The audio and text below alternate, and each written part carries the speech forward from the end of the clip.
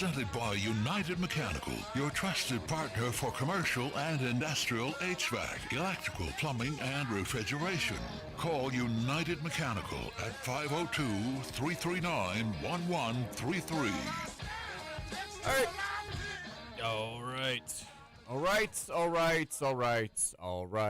All right. Welcome, everybody. It's Friday, December 19th. This is the Mike Rutherford Show, presented by United Mechanical and Nexus Plus.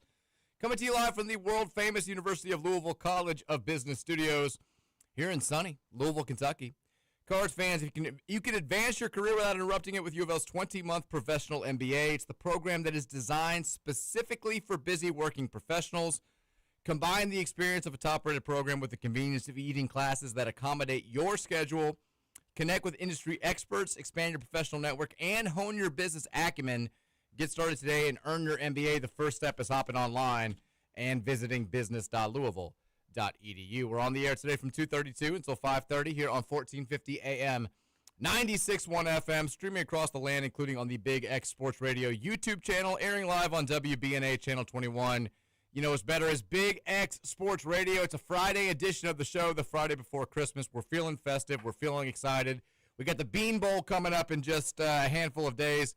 We got Louisville men's basketball back in action tomorrow at noon against Montana. We got a big weekend of football with the college football playoff and the NFL playoff race heating up.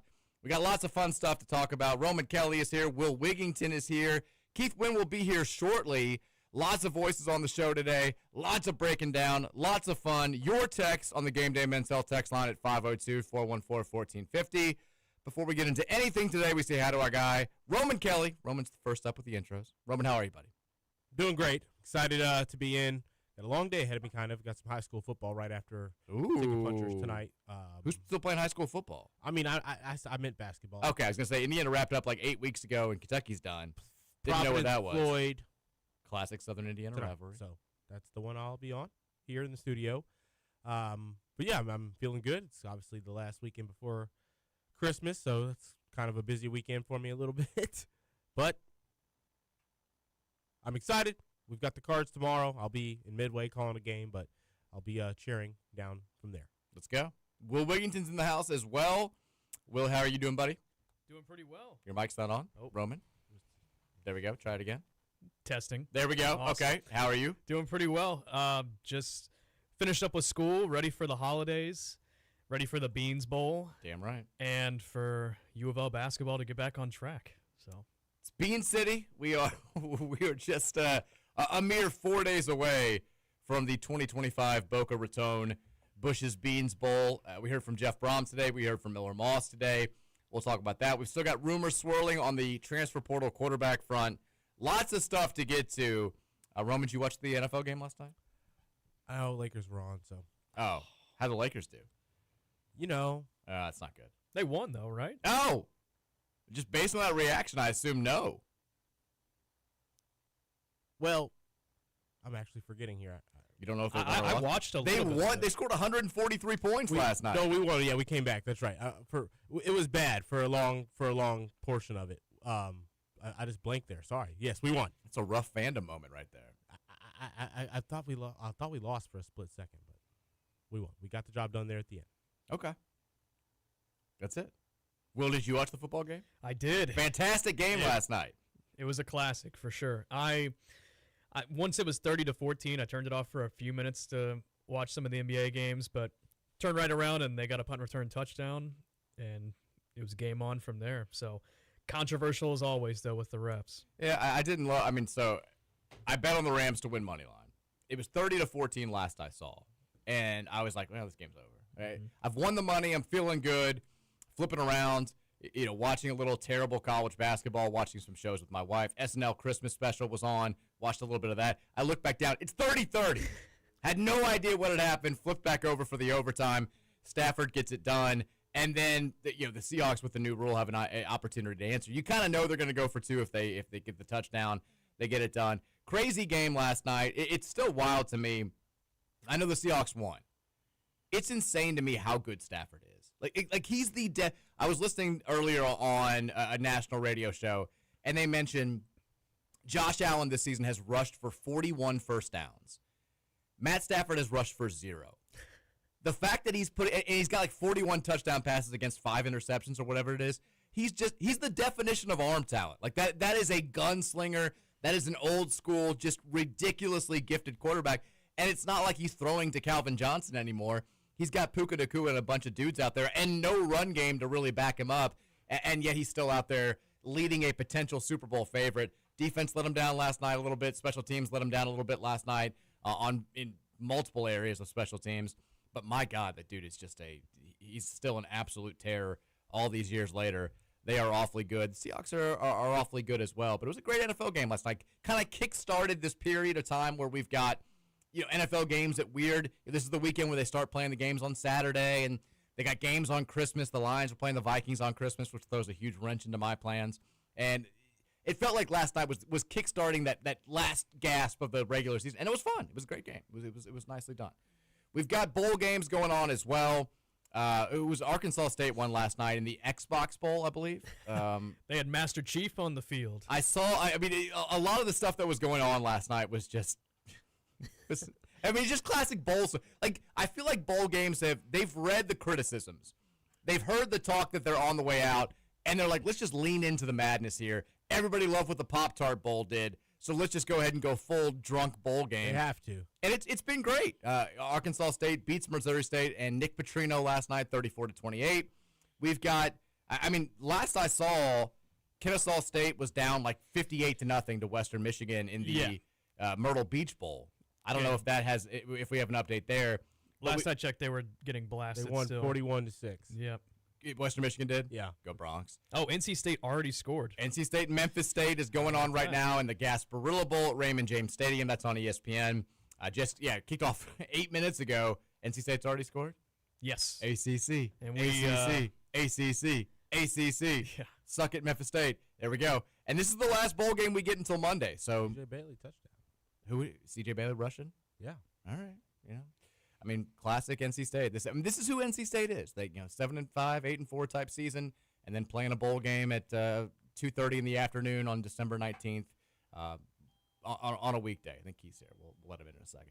Just let him stir out there. This is what he gets for being 10 minutes late. Just let him ring the doorbell. I'll go get him more times.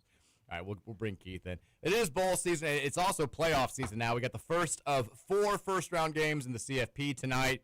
Very excited about that. Tomorrow, loaded slate. We'll make our CFP predictions. We were discussing not who we think is going to win, but from a rooting interest standpoint. We were debating all the teams out there, like who should Louisville fans be behind? Because it's complicated. I think there are obvious teams to root against. We don't care for the SEC, Ohio State, blah, unless you've got some history there. But Indiana, they're the type of team that we feel like we would root for in these situations, but it's Indiana, and I don't know about that. I've got nothing against Oregon, but now Will Stein's the offensive coordinator. If you're for a Louisville fan rooting interest, we settled on 2 teams, I think, yesterday, outside of the group of 5 squads. Okay. Who are you pulling for? Because group of 5, I think everybody's rooting for the group of 5 I was going teams. to, that's a cop-out answer. But sure. they're not going to win the national title. Yeah. We can root for them in the first round and see what happens. But, if we're picking a semi-realistic national title contender, who should Louisville fans be rooting for? Or who are you as a Louisville fan rooting for? It's tough. I'm not necessarily rooting for anybody to win, but I would say, I think Miami has a pretty decent draw. I think they can match up with Texas A&M. Obviously, Ohio State would be a bloodbath, but outside of them, maybe Oklahoma.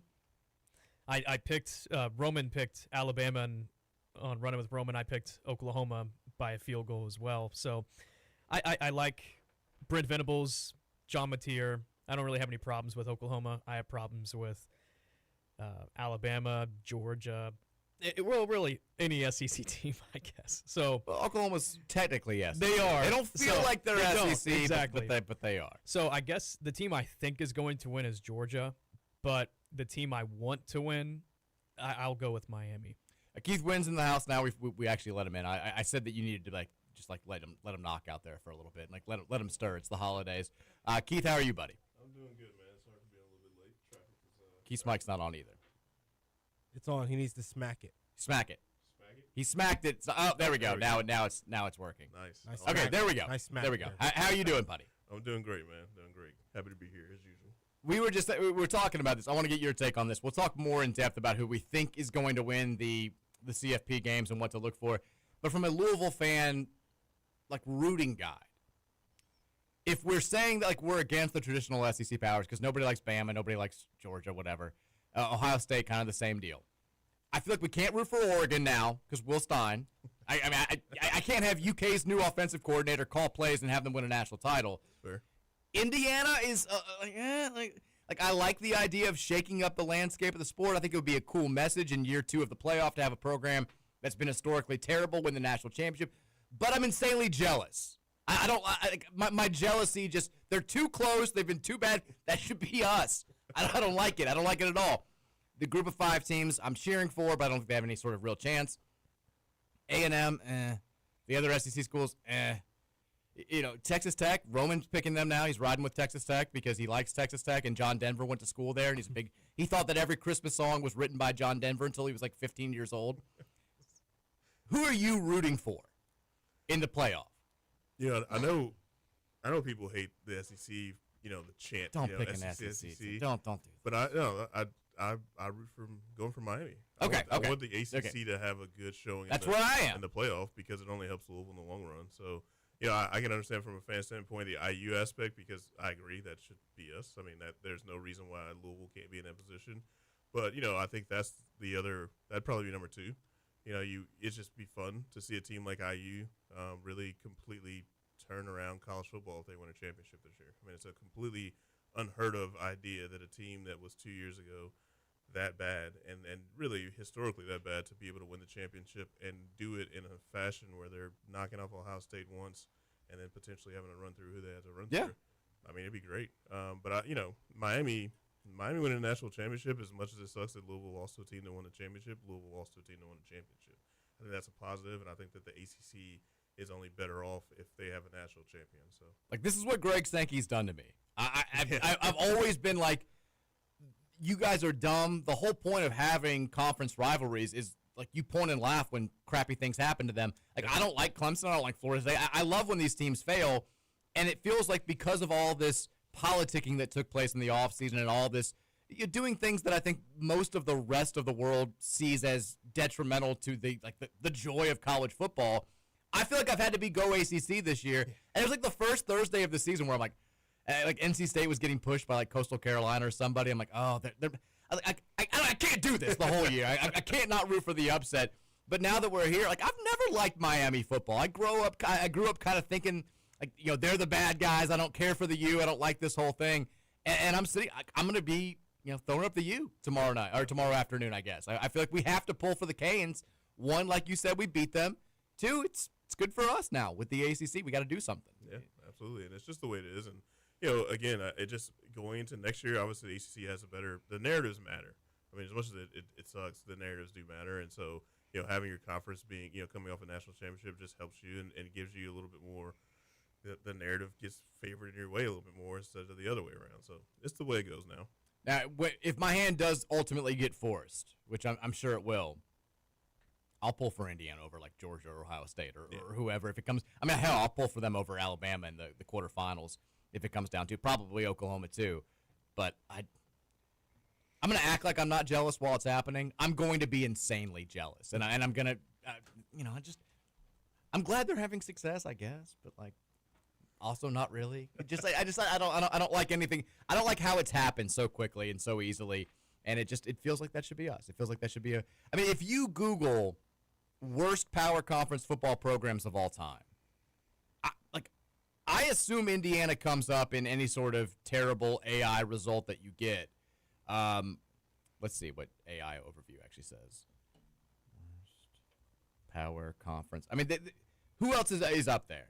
Duke, Kansas. Okay. Boston College. Vandy.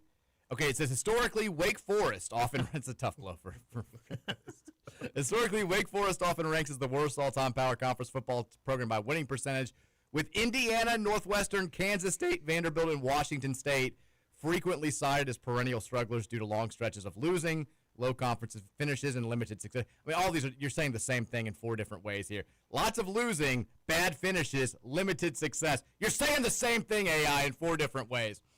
So there you go. They are the top candidates right there. The 5 names that come to mind on AI the quickest. Indiana's second, just behind Wake Forest.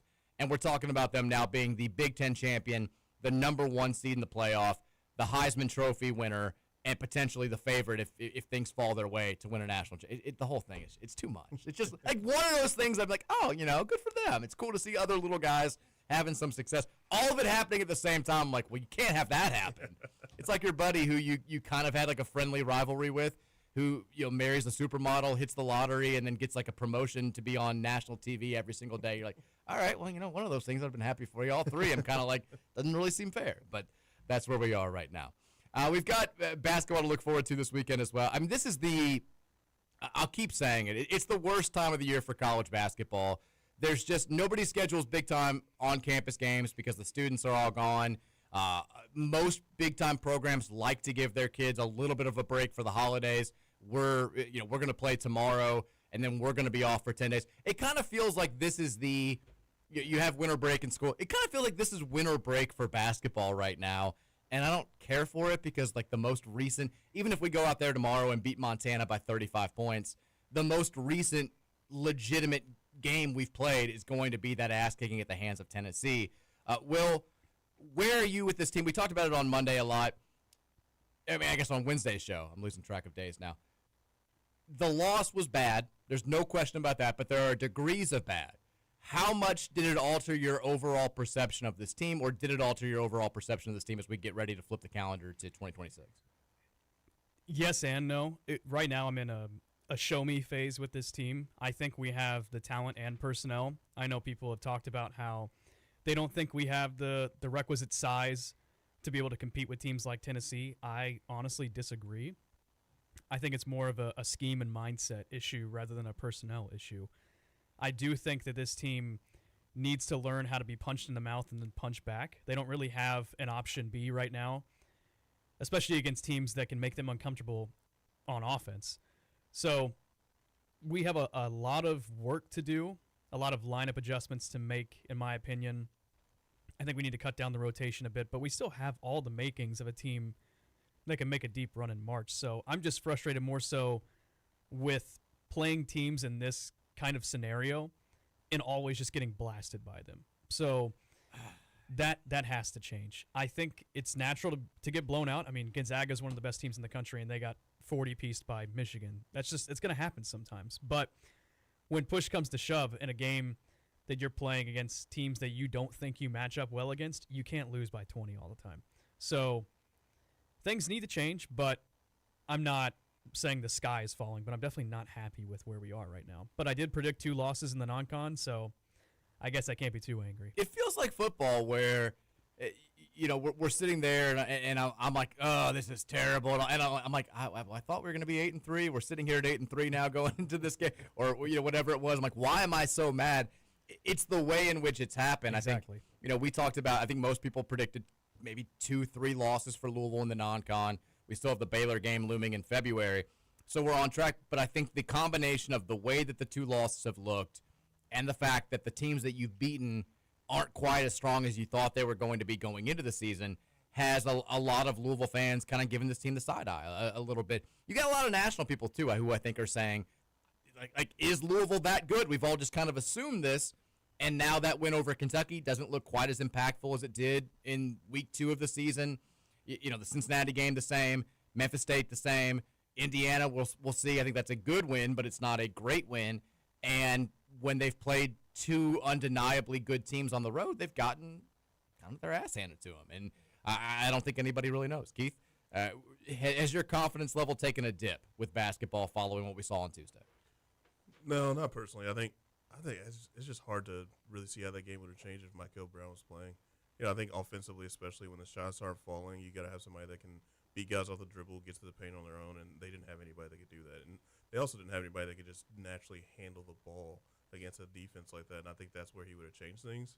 But, I think the main thing for me is they've got to have offensive flexibility when the shots aren't falling. They got the ball down to Frew in the post once. I thought he looked really great in the post, and then they just that to me is how you get the paint touches that PK always talks about, and they just didn't go to it anymore. I think they've got to be able to play that kind of game when it's available, because when the shots aren't falling, the main thing that I think I saw in the second half was that the offensive struggles are affecting their defense, and that's when, to me, you can't let that happen. But they were struggling that badly on offense, and you've got to have another option. Even if Michael's in there, you got to have another option, and that's the only thing that really bothered me. And hopefully that's where this long break, maybe we see some changes, some adjustments in the offense, and if shots aren't falling. But if not, I think that's where teams are just going to keep coming at them when the shots aren't falling, and then your defense is just I think that's natural, but in general they can't let it happen.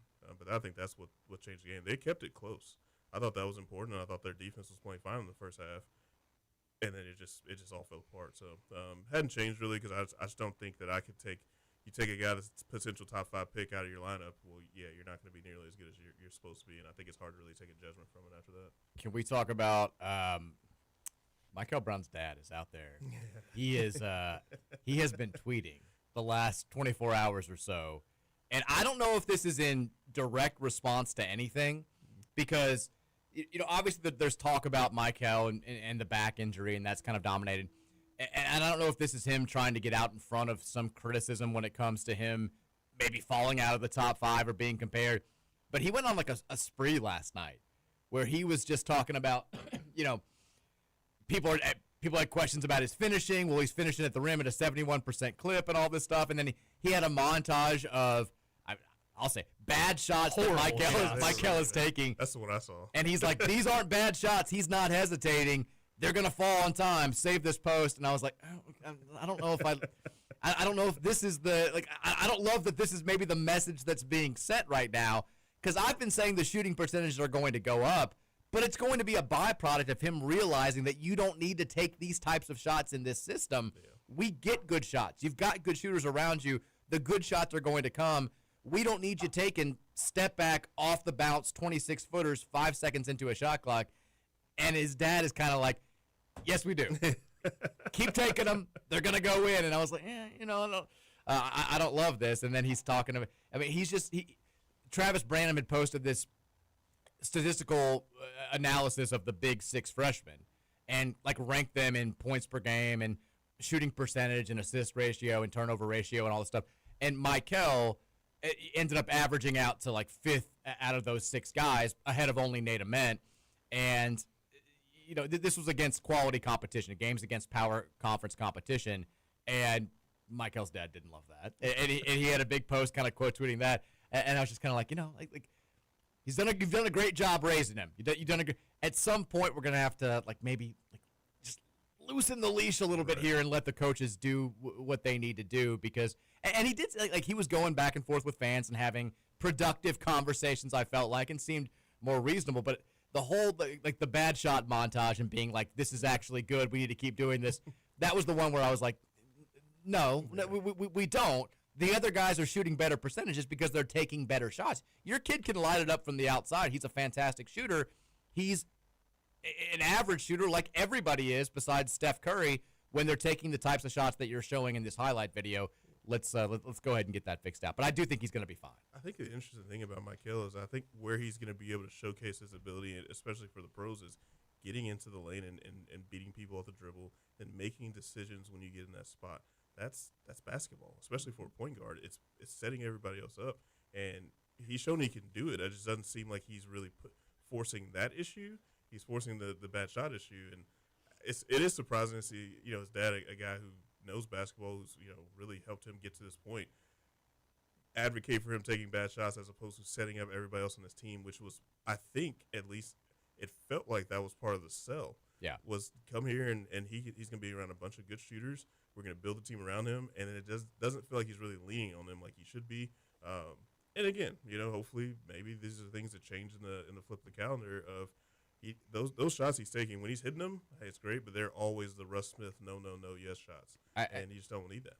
You don't. I think there's a little bit of concern too. The back issue, told it's probably back spasms. That could be something where he's fine in a week. It could be something where he's still dealing with it a month from now. So hopefully this 10-day rest is coming at a perfect time, and he'll be good for the West Coast trip. I can't imagine we're going to see him ready to go tomorrow, but take the rest, enjoy some presents, have some gingerbread, be good to go when we play Cal coming up on the 30th. All right, we got to go to break. When we come back, we'll talk a little football on the Louisville side of things. There's some reports swirling. We've got Jeff Brom talking. We've got things to react to. We'll do that after the break. It's the Mike Rutherford Show, presented by United Mechanical and Nexus Plus, 1450, 96.1, Big X Sports Radio.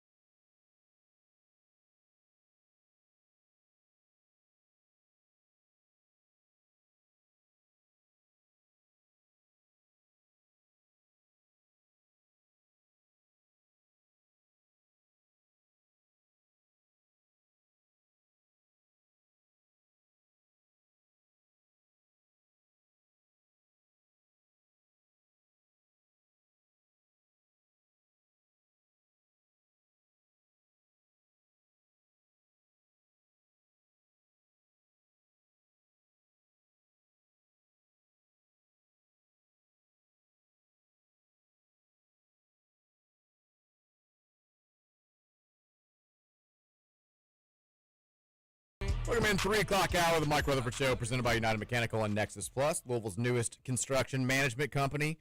Roma Kelly and Keith Wynn, both here on a Friday edition of the show, getting you ready for a big weekend in the world of gridiron. Less of a big weekend in the world of college hoops, although you have the CBS Sports Classic. Big spot for Kentucky taking on St. John's. UNC, they just found out they're going to get Seth Trimble back, who fractured his arm in a weightlifting accident last month. That's a big boost for them defensively. They'll take on Ohio State. A couple other good games, but for the most part, the focus this weekend will be on the college football playoff and the NFL push for the playoffs. We found out, I guess it was yesterday, and this was, I guess, to be expected based on what we had heard and what we hadn't heard over the course of the last couple of weeks. Miller Moss is going to play quarterback for Louisville in the Boca Raton Bowl.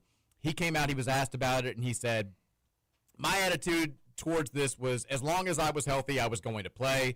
At the end of the day, you never know when this football thing ends. I think we kind of know when it's going to end for real. I'm certainly very excited about the next steps in my career, but you have invested so much time leaving home, working all offseason, and trying to help this team be the best version of itself.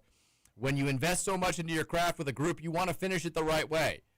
I feel like Miller did like this wasn't really what we were thinking when we were asking the question about whether or not you were going to play in this game. It was more about, like, are they going to play you? Like, are we going to look towards the future? I think Miller was kind of like, I'm not leaving, guys. I'm saying, and we're all like, oh, all right, we'll see how it goes. He said, he also added, it's your obligation to the guys that you work out with year round to give it everything you've got, regardless of how you may be feeling or not. I'm not going to sit here and take a ton of credit like, oh, I'm so tough. I think at the end of the day, I'm just part of a much bigger group. I think the entire team's attitude throughout the year has been to battle through adversity, even when things haven't gone our way. I think me playing hurt against Kentucky was just the latest example of that. I mean, this is why I have a hard time. Obviously, I haven't been thrilled with the way that Miller Moss has played this season, but I have a hard time, like, booing the kid. It's not – I think there are – you've had examples over the years, and maybe even this year, of players not giving their full effort, not being fully dedicated. And I think those are the players that you should have an issue with. Moss very clearly has been committed to this team, committed to this program. He's done everything that you want him to do in terms of putting the work in. He just hasn't been the type of guy that we needed to run the offense this season, and that's not really any fault of his. It's the coaching staff for not evaluating him correctly and getting the right guy. So I'm glad that he's getting an opportunity. If he wants to play, he should be able to play in the game. I think it's telling that we're not going with Deuce Adams. Brady Allen now has hit the transfer portal. We'll see if Deuce plays at all in this game. But between the news of Miller playing in this game and the news of Louisville reaching out to some of the higher profile transfer portal quarterbacks that have already made it known that they're going to be in the portal when it opens up in a couple of weeks, it feels like it's safe to say we're going portaling at the quarterback position again for next season. Like, what do we think about this? Yeah, I think it's safe to say that, and I think that they're not necessarily looking at a fifth-year senior. It seems to be open for whoever, including some younger guys. I've made it pretty clear personally, 4 years of transfer portal quarterbacks is not a good sign for your head coach, who's an offensive guru and a quarterback whisperer. Jeff Brom, to this day now, I think he's got one freshman quarterback where he's really developed into a starter in his career now. So I think that you've really got to question whether or not he can evaluate those high school guys and then also develop the high school guys. At the end of the day, he's getting guys who can win games for him, and that's all that matters. But long term, you look at a guy like Dylan Raiola and DJ Lagway. Raiola was making $3 million at Nebraska. I would assume it's going to at least be confirmed. I heard somebody say that, like, because the total that was getting tossed around during the season from college football was 4. I've seen 3 a lot. I heard Darian Mensah was the only $4 million guy, but it's hard to know. I mean, all this stuff is all it's hearsay really. But at the end of the day, I mean, that's a lot of money, and if that price goes up, which I think it could, where do you spend? How do you spend the money on the rest of the roster is the real question for me. So I think that's the biggest concern. I think these guys are both, Lagway and Raiola are the 2 guys that I keep hearing the most about. Got to pick one right now. Pick one. Who is it? I'm going Lagway. Okay. Yeah, I like Lagway. I think he has a higher upside. I think he's got a little bit more from an aspect with his legs. Raiola is a statue, and I think that's the biggest question is if you don't really put a really good offensive line around him, which this past year they had a really bad offensive line in Nebraska. Those numbers actually are more impressive because of how bad their offensive line was. So I think that's the biggest thing. But at this time, you've got to go with them. I don't think that the staff doesn't feel like Deuce Adams is the guy to take over, at least not yet. Maybe that is more of a long term. It's hard to see that as going into his third year. But I also don't – I guess I just have a hard time with – I don't think he got the chance. I don't think he got enough opportunity to really show what he can do. And I think when he was out there against SMU, he showed some good things. So maybe they get him some time in the bowl game and maybe he looks good. And I don't know. To me, it just feels like we're moving on too quickly. That's my only real gripe. It's strange because, all I'd heard from people around the program or people within the program for the last 3 years was like, 2 years ago it was watch this kid we got coming out of high school. Like, we really like what he's got to offer. I heard a lot of positive things his true freshman season. and the way that they were operating, it sort of led me to believe after they struck gold with Tyler Shuck, it kind of felt like it was, okay, one more year of portal quarterbacking, and then we'll have our guy within the program, and then we'll see how he does, and hopefully he can be our quarterback for at least a couple of seasons, and then we'll figure out what's next. And now it almost feels like because like you said, that they're going after, and we don't know who exactly they're going after, but we know they've talked to DJ Lagway's camp. We know they've been in contact with Dylan Raiola. It sounds like they've had interest in the kid from Old Dominion. But if it is those top two, you're going after a player with multiple years of eligibility. Now, in this day and age, there's no guarantee that if he comes here, has a great year next season, he's definitely going to come back for his senior year. Right. But it does kind of feel like maybe they're thinking portal quarterback who can play here for a couple of seasons, and then Briggs Cherry will be ready. Yeah. I mean, because my whole thing is, and like you said, maybe they still have hope for Deuce, but if it's year 3 and you're not ready to hand him the reins, in 2026, that typically says, like, you don't think he's ever going to be ready to handle the reins. And I have to assume they're drawing that conclusion from what they've seen in practice because, like you said, the in-game action is limited, and he did some good things. He had a couple of deep throws against SMU where you were like, all right, well, he's got the arm talent. He's got the arm strength. We know he can run a little bit. I think that there are questions about the processing and the grasping of the offense. The only way that you can get better with that is actual in-game reps and live snaps. Exactly. And I would hate this to be a situation where we move on. Deuce says, all right, if I'm not getting the ball in year 3, I want to go somewhere where I can play.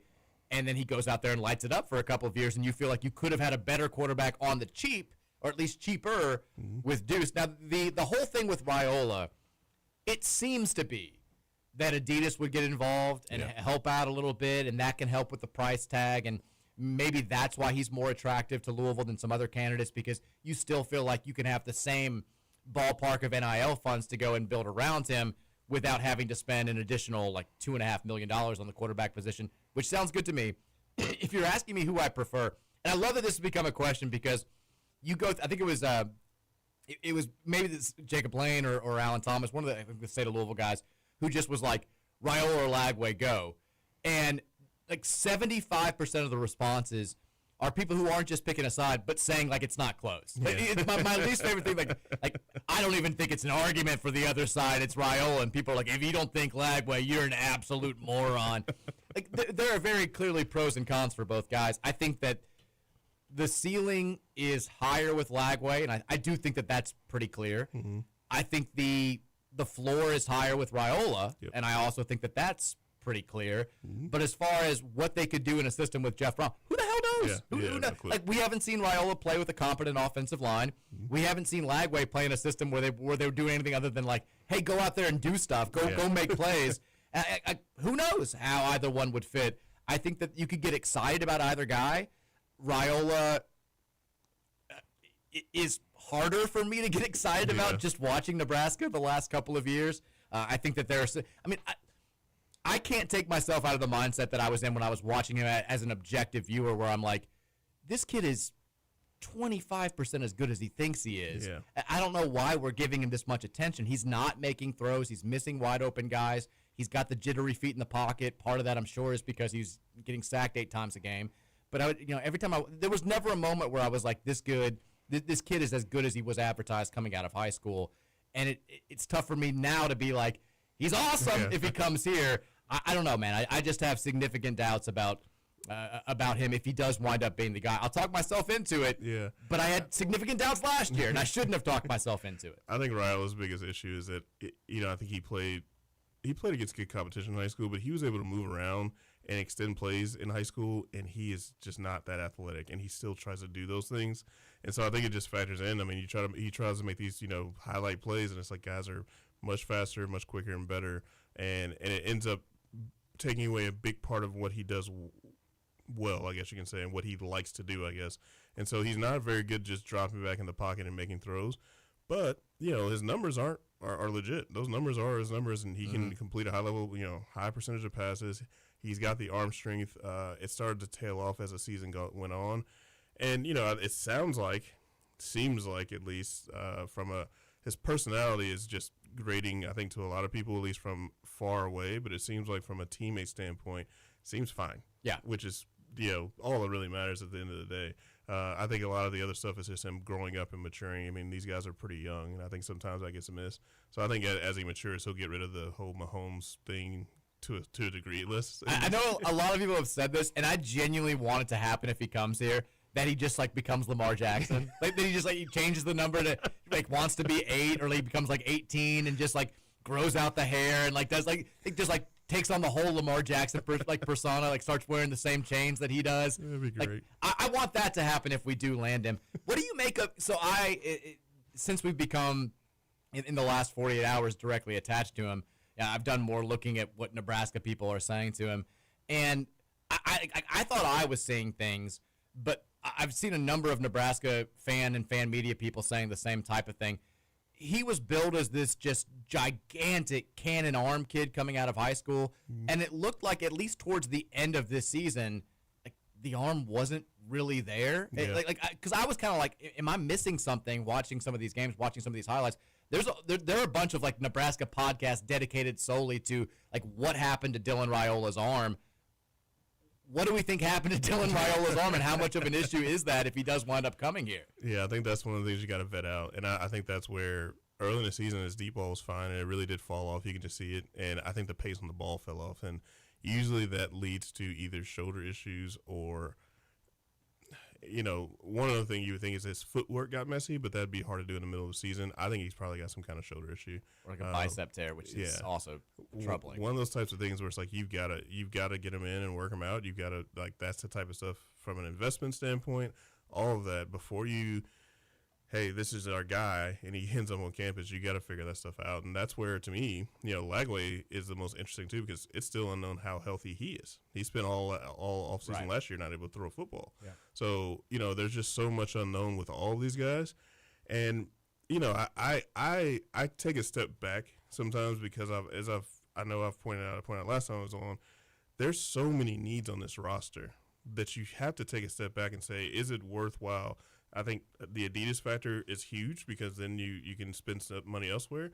You've got to spread that wealth. Yeah. And if you don't, and you just bring in another high-level quarterback that doesn't have the supporting cast needed, or the defense isn't going to be, the roster's not going to be great on the defensive side of the ball, it's a bad investment. And so I think with the market where it is now, especially a quarterback, it's worthwhile to take a step back and say, can we take a cheaper option that might work out for us better, and then spread that money elsewhere, especially with the questions with these two guys from a health standpoint. So, I think they've got a little bit of time. The bowl game being early is actually a plus because they got an extra week of just really figuring out what they want to do, and I think that's where they have to go.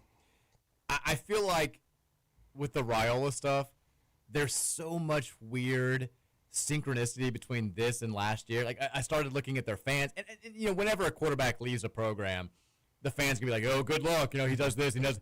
But, like, their big complaints, we couldn't hit on the deep ball this year. He holds the ball too long. He does. He struggles with processing. He can't go through his – and I'm like, oh, my God. Like, this is the exact complaints that we just had.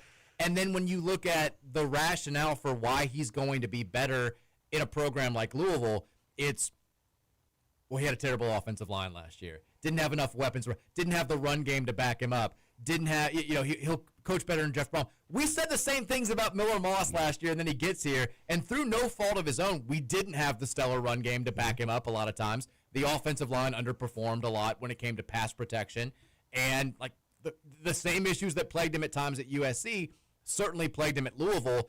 And again, it's like the Arrested Development thing, where it's just like, but it might work for us. It might work this time. Who knows? And it might. Like you never know how these things are going to work out. But I'm like you. I think that the initial blueprint that I'd heard for the offseason was, we're going to. There are a handful of guys that we've identified that we really want to make sure we're going to prioritize bringing them back, and then with the money, we're going to invest heavily on the offensive line. Mm-hmm. We want to build around Clef Lubin defensively. We want the offensive line though to be, second or third best in the ACC behind maybe only Clemson and Miami. And are you going to have enough money out there? The Adidas thing could help you out with Raiola, and you could have some left over to go invest there. But if it's Lagway or it's somebody else and Adidas isn't helping you out there, that's, we're talking $2.5 million, $3 million. That is a significant chunk of your funds. You've got to go out there and get some playmakers for the offense as well. You're losing your 2 top wide receivers. I'm not sure that there's anybody. Last year, you knew that Chris Bell could step up and be that Ja'Cory Brooks wide receiver 1 for you, and you knew Lacey was coming back. I don't know if we have that guy on this year's roster behind them. They do not. They absolutely do not. They got to get at least one key wide receiver for somebody to throw to next year, and that's going to cost money. So, I don't know if at the end of the day, I don't know if you're going to have that money to go all in on the offensive line like they wanted to. It's a huge concern, and it comes back to the a few minutes ago. Develop a young guy, develop a Deuce Adams, and get him ready to go because the arm strength isn't a question. That was always the best thing about Deuce Adams.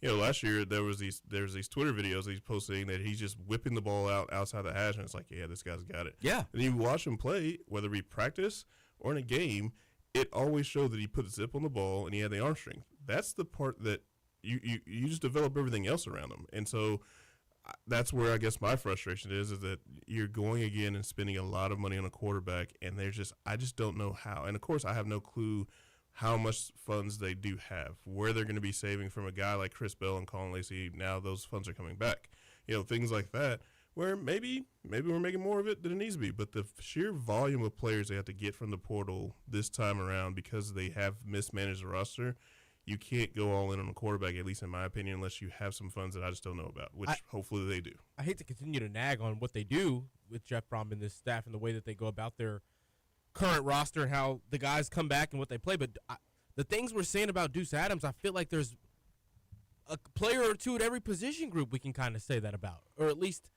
I know that there's been names that are recruited that we've been excited. Where are the true sophomores? Where are the redshirt juniors that are at certain positions that we can't feel confident in that they're going to be? Why aren't we excited about certain guys that have been in here for a couple of years and their ability to go and be difference makers? Why do we feel like we need a game breaker at every position right now? No, it's fair. I mean, you mentioned Cleve Lubin, and I think he's great. And, of course, I think you should invest in a guy like Cleve Lubin. But where's Micah Carter and some of these other guys that maybe you can say, again, maybe we don't have to break the bank for Cleve Lubin if that's what the asking price is, because we have guys that we've recruited behind them. And, really, cornerback, you can say the same thing. There's not really a guy that you're looking to step up. Raymond Mosley played really great in the bowl game last year, then didn't see the field other than one game this year. I was looking at the snap counts the other night. They're guys that just didn't come on the field. Antonio Watts didn't have a backup at his position all season. Like they have mismanaged this roster to the point where there's not the next guy stepping up, but also the guys that they have brought in, the younger guys. Yeah, that's a great. Why aren't these guys getting on the field more? Did they miss on those evaluations as well? And if that's the case, I mean, it just worsens the fear of how they're doing things from an evaluation standpoint and from a roster management standpoint, because they've had some guys leave as well that maybe weren't going to be. They maybe haven't gone elsewhere and been stars, but they've gone elsewhere and played a little bit, and there are guys here that aren't playing. So why not retain those guys? Which I think long term is what they have to start doing a better job of across the entire roster, is finding ways to retain guys, not just the guys that have played a lot of minutes. What do you make of we haven't had a ton of, and maybe it'll pick up after the bowl game, we haven't had a ton of guys that have hit the transfer portal just yet, and the names that have, or relatively, like Selah Brown's one of those guys maybe we thought we would see more of this season, and it hasn't happened. I do think it's encouraging that we've only had two opt-outs of the game from guys that have eligibility and are with Wes Bailey and Renee Conga. And Miller Moss has said that's a product of this team being so close and everybody having such a strong bond and wanting to finish this thing out together. I feel like that's a good sign for a program that had to bring in so many newcomers to try and retain that culture for next season. I don't know. I mean, it's hard to say. I think you never know. Yeah, it's hard to say. In my theory, at least, and it's just because the game's on Tuesday. I mean, if it was close, after Christmas, and sure. Maybe that's a factor closer to the portals opening.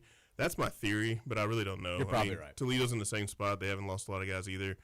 Even with their coaching change, guys aren't bailing. So it's hard to know. But I'm wondering if we see more on Wednesday and Friday. Guys hitting the portal, but I do think that, I mean, if you're the coaching staff, I know they're probably not processing a lot of guys out, like saying, hey, you got to go, because you're gonna have to have, you're just adding to the list of more guys you got to bring in. And I do think some of these young guys that they brought in, at some point the opportunity's got to be available for them to show more. And Maybe that's a sell. Is that, hey, we had to bring in so many transfers. You kind of got buried in the depth chart, but we did like what we saw in practice or the UK game or on special teams and things like that.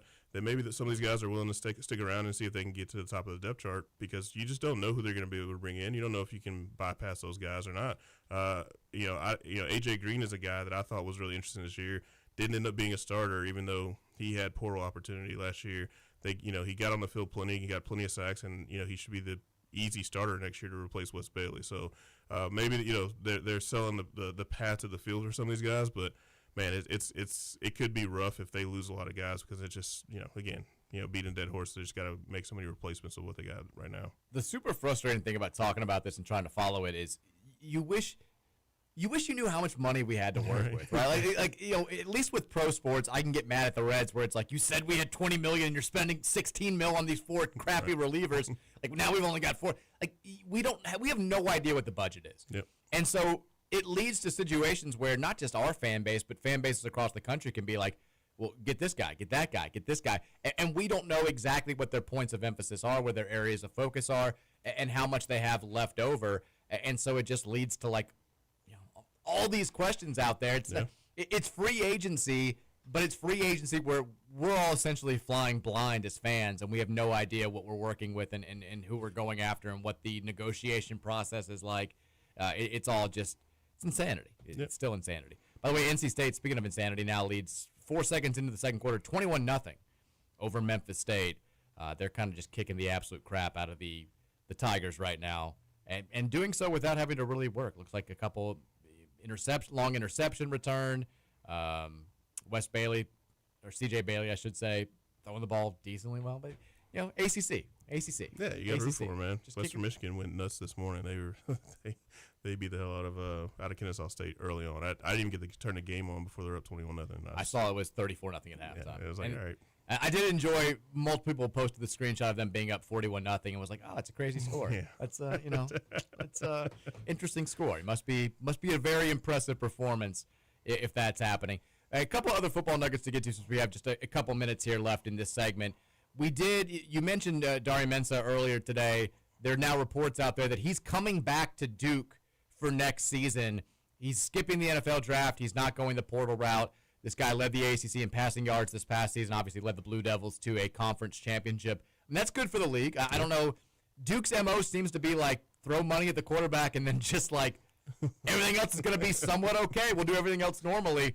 But having that guy in the conference and being able to hold on to him, it's good for Duke, but also good for the ACC at large. Yeah, I think Louisville's schedule next year turns out pretty well for them. I think it's a nice schedule to make a run at the playoff, and the biggest hindrance they're going to have is the same thing that happened this year, which is the ACC they cannibalize themselves every year. Yeah. And I called it halfway through the season when I think it was Virginia lost to NC State or someone lost a game, and I was like, they're going to lose this game because that's what the ACC does every single year. So I do think them being better and being able to hopefully play better out of conference and then help the narrative. I don't call them metrics because it's all narrative is what people think.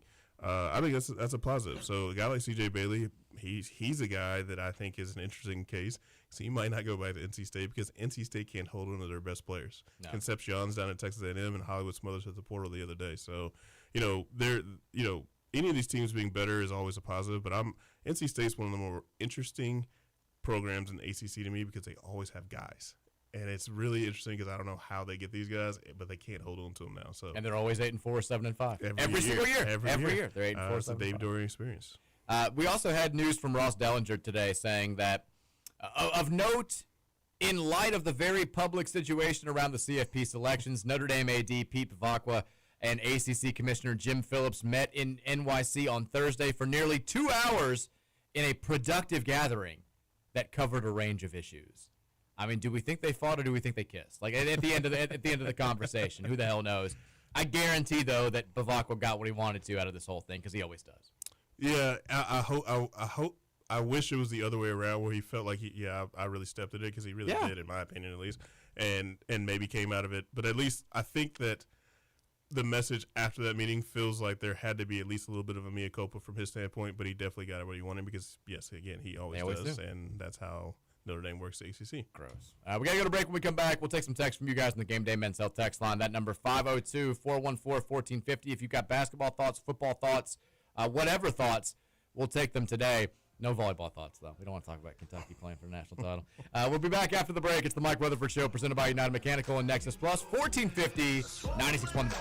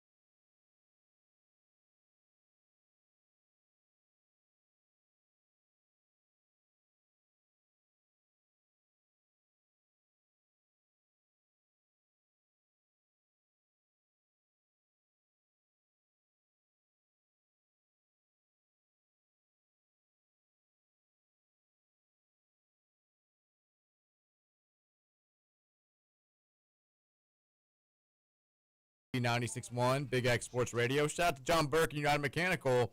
They are your trusted partners for commercial and industrial HVAC, electrical, plumbing, and refrigeration services. Give them a call any hour, any day. 502-339-1133 or visit them online at UnitedMechanicalInc.com. Keith Wynn and Roman Kelly in the house with me on this Friday edition of the show, getting you ready for the last weekend before Christmas. Lots going on, including sports. College football playoff kicking off tonight. Alabama and Oklahoma in the first game of the first round of the CFP, and then 3 other games going down tomorrow. We'll talk a little bit more about that as we get deeper in the show, but want to give you guys a chance to have your thoughts heard here at 502-414-1450. That is the number for the Game Day Men's Health text line. Game Day Men's Health, redefining men's wellness with no shortcuts, just results, testosterone, peptides, weight loss, and sexual performance therapy. If you got interest in any of those areas, visit GameDayMen'sHealth.com today. Texter says, Tampa card here. How dare you, Michael? I sent in a great question yesterday, and you turned it around on me. You said that Pat Kelsey made adjustments and changes in the offense last season. That's true, but what did he do in the offseason? He went out and recruited the same style of players that fit his three-point offensive scheme. Michael could be next level, but we can't rely on three-point shots and pace of play over the next 10 seasons and hope to win a national championship. We need athletes and a down-low presence. As of today, we are bringing in a power forward from the state of Kentucky and a white 6'1", 165-pound point guard. That's not for next season. That's for 2 seasons from now, so that doesn't even count for this year. If I don't see a power forward that can dunk from the free throw line next year, I don't know what I'll do. P.S. I hope Kentucky women's volleyball loses in the national championship. I just said we're not talking about volleyball right before the break. UK did take out Wisconsin in 5 sets, and Texas A&M. I mean, is there a bigger like defeatist program right now than Pitt volleyball? That's 6 straight years they've made the Final Four and then lost in the Final Four. That's like crazy. Like people are like, they're the Buffalo Bills. I'm like, it's worse than the Buffalo Bills. They're not even getting to the championship game, but they're also not falling short of the Final Four. Yeah. And they've had last year they'd already beaten us twice. They were big-time favorites, lost to us. This year they're playing a 3 seed. They got the best player in the country, 2-time player of the year, just got named today, Olivia Babcock, and they got swept. Awful. It's kind of ridiculous with how good she is that they couldn't get over the hump. She's absurd. That guy's a loser. The Pitt coach is a loser. Yeah. I'm not a big fan. Having said that, I think they had a better chance of beating Kentucky, so I was a little bit disappointed that they lost. If you're gonna lose in the Sweet 16, you may as well lose to the eventual national champion. So go Aggies. Your weird ass Colt athletic program. Let's go. I'm pulling for you in Miami. We could lose to the national. We could have beaten the national champion in one and lost to the national champion in the other. Let's make it happen. There you go. As far as your he's recruiting shooters. This is his style. This is what you hired him to do. Whether or not you can win a national championship playing this type of basketball is yet to be seen. Alabama came close a couple of years ago, but we hired Pat Kelsey knowing full well that this is what he wanted to do. He told us numerous times when he was first hired that this is what he wanted to do. He wasn't able to play his full style last season because of the injuries and because he was piecing together a roster at the last second. They went out and built this roster specifically to play this way.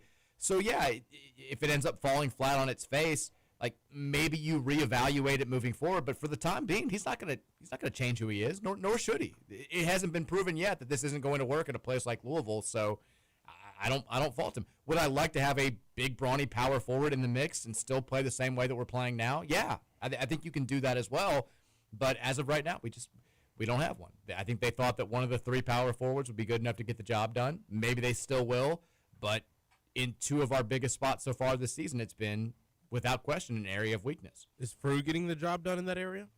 At center? I think he's getting better. He clearly didn't get it done against Tennessee. I thought he played well enough against Arkansas. He's played well in the games that we've won. I think that I think he's been what you wanted him to be at this point, for the most part. You disagree?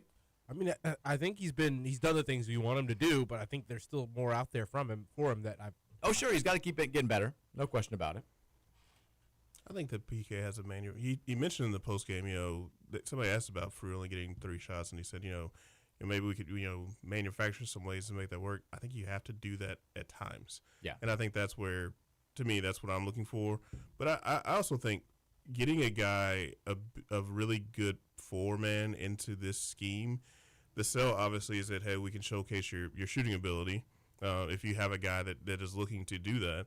But, I do think it's going to be hard because, it's not really the scheme that he plays, and you're going to have to kind of, find a way to fit a guy into what they do well. But also I think, maybe it's just me and, this year too. I'd like to see what happens down the road and, see what kind of guys he can really get.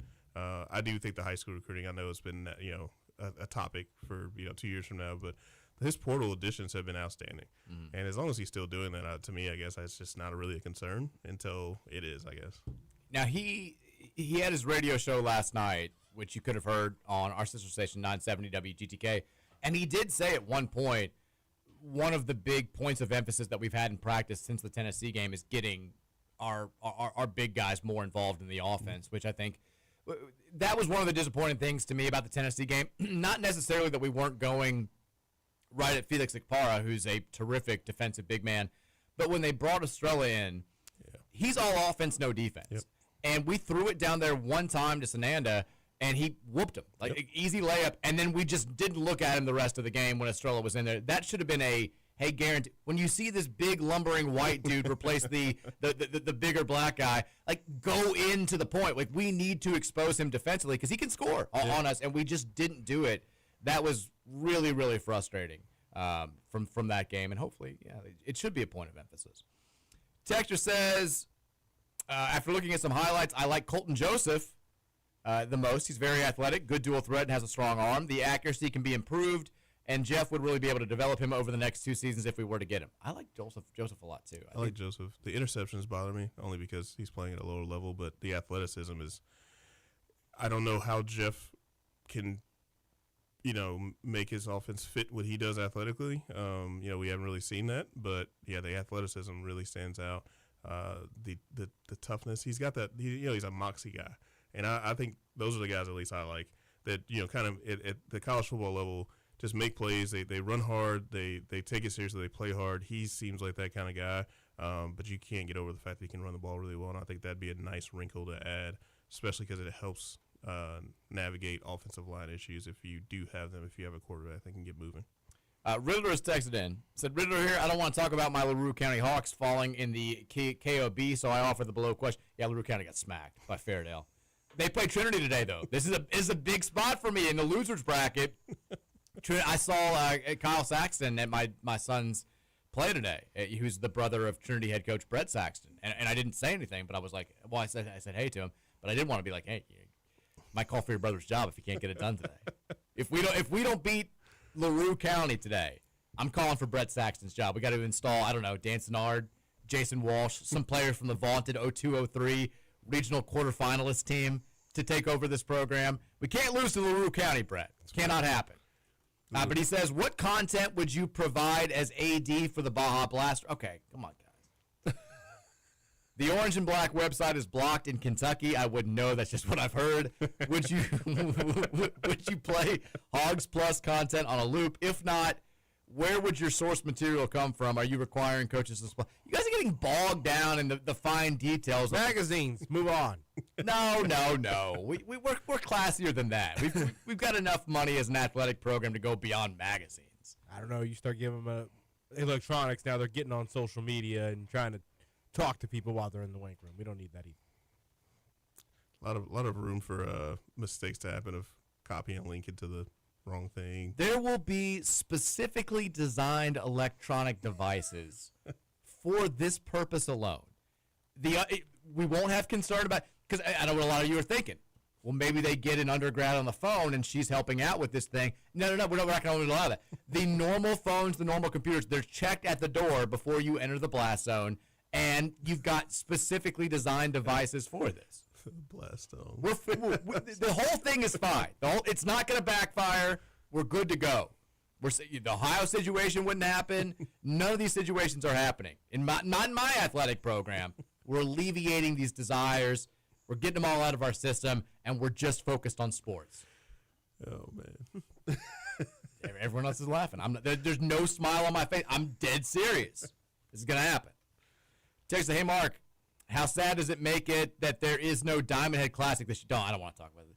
The lack of a Diamond Head Classic is it's sad. I know you look forward on Xmas is Tulsa versus Hawaii in the championship game. I did used to love the late night Christmas Diamond Head Classic championship game. And there were years when I first started doing college basketball full time where it was like Arizona was like number 5 in the country and they were playing in that. And it was kind of annoying to have to pay attention to it if I'm being honest. But I do like having a little bit of hoops. But now you've got all sorts of options on Christmas. You used to have like one bowl game. They had the East-West Shrine. The Hula Bowl was on. The Hula Bowl, yeah. They used to have the East-West Shrine game on every now and then. Now you've got NFL on. You've got NBA trying to take over the day, and NFL's like, good luck with that. Yeah. Like we've moved in here. This is our day now. So there are options, but I do miss like having the midnight Diamond Head Classic consolation game on to fall asleep to. But it's no more. This is just that they've ruined early season college basketball. What are you gonna do? Texture says, what the hell was that Yin Yang Christmas song y'all played yesterday? I can't find it, and I'm trying to get crunk. Roman? I mean, there was a couple. Which Yin Yang Did we play a Ying Yang Twins Christmas song? What does yin yang mean? Oh my God, you're so young. You're not familiar with the Ying Yang Twins? I've heard that phrase. Oh man. Whisper song, greatest first line to a song ever made. Whistle while you twerk. Nothing. Nothing. Okay, I've heard that. You've not heard. You're straight lying now. I've heard that phrase as well. Get low. Yes. You don't know that. Shake it like a salt shaker. I've seen that. I don't know if I've heard that. This is ridiculous. Yeah, this is. Did you sad. play? I mean, do you remember playing what song it was yesterday? We played Winter Wonderland By Ying Yang Twins. from Eurythmics. U2 Christmas. No, we didn't play anything like that yesterday. We didn't play anything like that. So first of all, Keith, I don't know if you've heard this. Roman, growing up, is my favorite thing. His dad would just play the same. His stepmom would just play the same John Denver Christmas classics when he was, and that was like his only knowledge of Christmas music. So he lived his childhood just thinking that John Denver was the only person who made Christmas music, and then he wrote like all these songs. Like he'd hear like Sleigh Ride out and about, and he's like, well, this is John Denver's song. Who's doing this right now? Who's doing Jingle Bells? This is a John Denver original. That's wild. And then people had to be like, no, he didn't actually write those songs. So Roman's he's a big John Denver guy. Apparently, all right, Yeah. John Denver.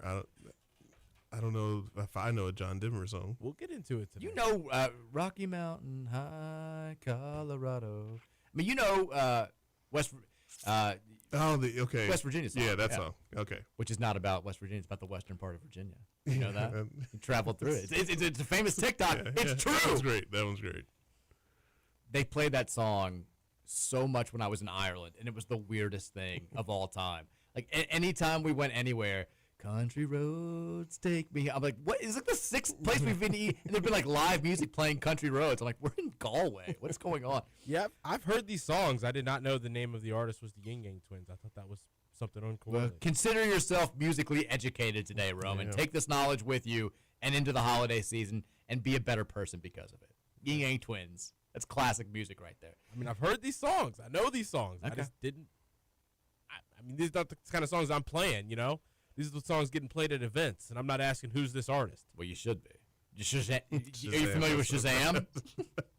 By the way, worst feeling in the world is when you have to like Shazam and you get caught like doing it in public. I'm always just like, yeah, you know, I'm not pulling up an app right now. Like, yeah, it's like turn the brightness down all the way to the screen and like turn the phone over. Hopefully nobody saw that. And then you're just like, it pops up. It's like Lana Del Rey. Jesus, not what I was expecting at all. Texas, did you see the article about athletic program valuations that was released today? Louisville's ranked 37th and 7th in the ACC. Would be the biggest brand in the Big 12 if we joined today. Kansas was the top at 39th. Good Lord. Big 12 truthers in shambles. The highest valued program in the Big 12 is 39th in college athletics. That's nuts. All I saw was and that's by CNBC. Cover your ears, Chris the Plumber. The only thing that I knew about it, I saw Eric Crawford's tweet about it. I didn't read his actual story diving into the data, but I saw that Kentucky's like 15th, Indiana was like 25th, which kind of surprising that Indiana was that low with how well they're doing in football. I don't exactly know what goes into this, but yeah. I would think football would be a big factor, but then for us to be 37th seems okay. So trivia time. Who's number one on this list, and who would you guess? College athletics valuations of 2025. Who's the most valuable program in college sports? Michigan. Michigan is 5th. Ohio State. Ohio State is 2nd. LSU. Well, Keith gets the next guess. Bama. Bama is not good that I'm having to scroll down. 9th. Georgia. Georgia is 4th. Keith? Jeez. Whoa. I got nothing. Okay, I back to can't Roman. guess. It's not Miami. No. All 10 of the top programs, but they've listed Notre Dame as ACC. Get out of my face. No, Notre Dame's 6th, by the way. All top 10 are Big 10 or SEC programs. Actually, all top 17 are Big 10 or SEC programs besides Notre Dame. It's going to be somebody obvious. Texas. It's gonna be, Texas is Jesus. correct. It is somebody obvious. The top 5. Number 3 actually still legitimately surprises me. Texas is number 1. They are reportedly worth $1.48 billion. There's not enough money out there, guys. Not enough money. Ohio State is second, $1.35 billion. Texas A&M is third. Yeah, that's $1.32 billion. And then Georgia, Michigan round out the top 5. The rest of the top 10. Notre Dame, Tennessee, USC. It just goes to show that you can be really, really rich without winning anything and anything, apparently. USC is very surprising to me. Yeah, Alabama. And then Nebraska is 10th on this list. Kentucky is, I said 25th. They're 15th, actually, on this list, just ahead of Oregon. The highest-ranked ACC program, not including Notre Dame. Who do you guess it is? Florida State. I would have guessed Miami. It's neither one of those schools. Georgia Tech? No. way. Clemson. Yeah. 18th overall. They're worth $860 million. If you're looking at the waters that we're swimming in, we are one spot behind North Carolina, who I'm also surprised is that low, and we're just ahead of Mississippi State, who's 38th. How is Duke 33rd and Purdue 34th? Duke was going to be my guess. Get out of my face. I think football matters too much for Duke to be that high. That's what I'm saying. And I don't know what goes into this. I don't know how they deal with it. Tough look for Boise State though. They're down there at 74th, last on the. Actually, UNLV is last on this list of schools at 75th. UConn 71st. Texture says, PRTG here. If Roman is assistant AD, what role do you have for TK? Security. Security for the weight group. That's what he said right after. Still excited for the season, but any interesting names to keep an eye on for rebounding next year? Also, IU is the team that I least want to win the CFP. Bleep them. I can I'm not going to read that. I'm not going to read that last part. We don't need to look at. I'm not ready to start looking at the top rebounders in college basketball and see which guys we can choose from next year. Also, if you're a rebound, the second leading rebounder in college basketball right now is Justin Neely from UNC Greensboro. He's 6'6". He's a great rebounder at the CAA level. That won't necessarily translate to this level anyway. And guess what? We're not getting Caleb Wilson from North Carolina because he's not playing college basketball next season. I feel like Pat keeps looking for guys that are like, what's the best three-point shooting guys that can also pass the ball well? He needs to start finding the best three-point shooting guys that rebound the ball well. I'm with you there, for sure. We need a Nate Oates spy. Look, Oates has not shied away from going after some big, brawny, bruising dudes the last couple of years. I mean, he finds guys like that also have a clip on them. Well, he's also found, you got Grant Nelson from North Dakota, who was 6'11", could shoot, could dunk, could do everything. You can find those guys, you take those guys. No question about it. I think we tried a little bit as well, but he was pricey. There's no question about it. Texas, I'm cheering for Ole Miss because of the way that Lane did them. If it had to be an SEC team, I would cheer for Ole Miss because that's the funniest possible outcome when all said and done. Texas says, Christmas break. Dave, teacher from Jeffersonville. Congratulations, Dave. You made it. Hallelujah. I'll miss these kids for 2 weeks, but I know everyone needs a break. You don't have to lie on the text line, Dave. Everything that you've said since the start, you hate this kid. He hates this class. He hates his kids this year. There's no question about it. Also, the trend is never going away. See the picture, 6'7", and the wank room discussion at 5 o'clock every day sustains me, never change. Robes, candles, Kevin, I'm in heaven. There's candles in there. Don't worry about it. Robes is too much. We don't need that unless specifically requested. We're not doing it. I don't know how much longer we're gonna have. Keith's thoughts on the wank room coming up at 5. A Big X exclusive. The Blast Zone, Mike. It's the Baja Blast Zone. Taco Bell Baja Blast Zone. That's what it is. Texas says, I'm cheering. Miller Tile says, got to turn Keith's mic up a little bit. It's up now. Yeah, I've got to get closer. I'm bad about this. You're not the only one. It's a learned art over the years. Texas said about it for 7 months. Yeah, it's okay. You look at you now, though. You're rolling. Texas, how much money would U of L actually make if Miami wins it all? Where exactly does this money come from? Go Cards. I mean, we would get would the money does it work like the NCAA tournament in basketball? Because in the NCAA tournament, you get money for every win you have. It goes up incrementally for every round, and that money gets split throughout the entire conference, which is why it's the smartest thing in the world. Even if you hate cheering for Duke or whatever, it's good for you if Duke makes deep runs in the NCAA tournament. I don't know if college football playoff works the same way. I know the bowl games work that way. I do not know how the playoff works, but the bowl games do work that way. So we're rooting for NC State right now? We are we want NC State. We want some of that hot Gasparilla Bowl money. They are up 24-7 right now with 4:43 to play in the second half. So, okay, CFP revenue is distributed directly to the conferences, but not the individual schools, with payouts based on team participation and advancement in the playoff. Power 5 conferences receive a larger share. Well, there is no Power 5. But Group of 5 and independents also get significant payouts. So the base payment is $4 million for every team that makes the playoff or advances to the quarterfinals. So basically Miami winning does nothing for us. They already get the standard $4 million. It's every win after the first one where you get additional money. You get $6 million for each team reaching the semifinals or the championship game. Also, the expense money is $3 million per round. So basically Miami's going to net $1 million. Or lose $2 million if they lose the second round. Is that how it works? I don't know if I trust this data. Basically, we don't know. Yeah, we don't know. All we know is it will benefit us in some way, shape, or form if Miami plays deep into the college football playoff. And mentally as well, because we beat them. There you go. Texture says, it's a shame that JMU did actually beat us this year to the playoffs. I guess, they were acting like they won the game. They won the race to the playoffs. Yeah, that's pretty funny. I'm not gonna lie. I can't lie. The silliness after that game on Twitter with the JMU folks was ridiculous, but it was funny. I can't laugh. I mean, the one account out there, they're having fun. Which is it's the one that I went on with the guy who JMU Sports News. Bennett Conlon, who used to be he's a Big J journalist who's now getting he's allowed to kind of get out there and kind of do some fun stuff. I think behind the scenes because they don't know if it's him or it's the other guy. So they're having fun. I know that they were annoying after that game.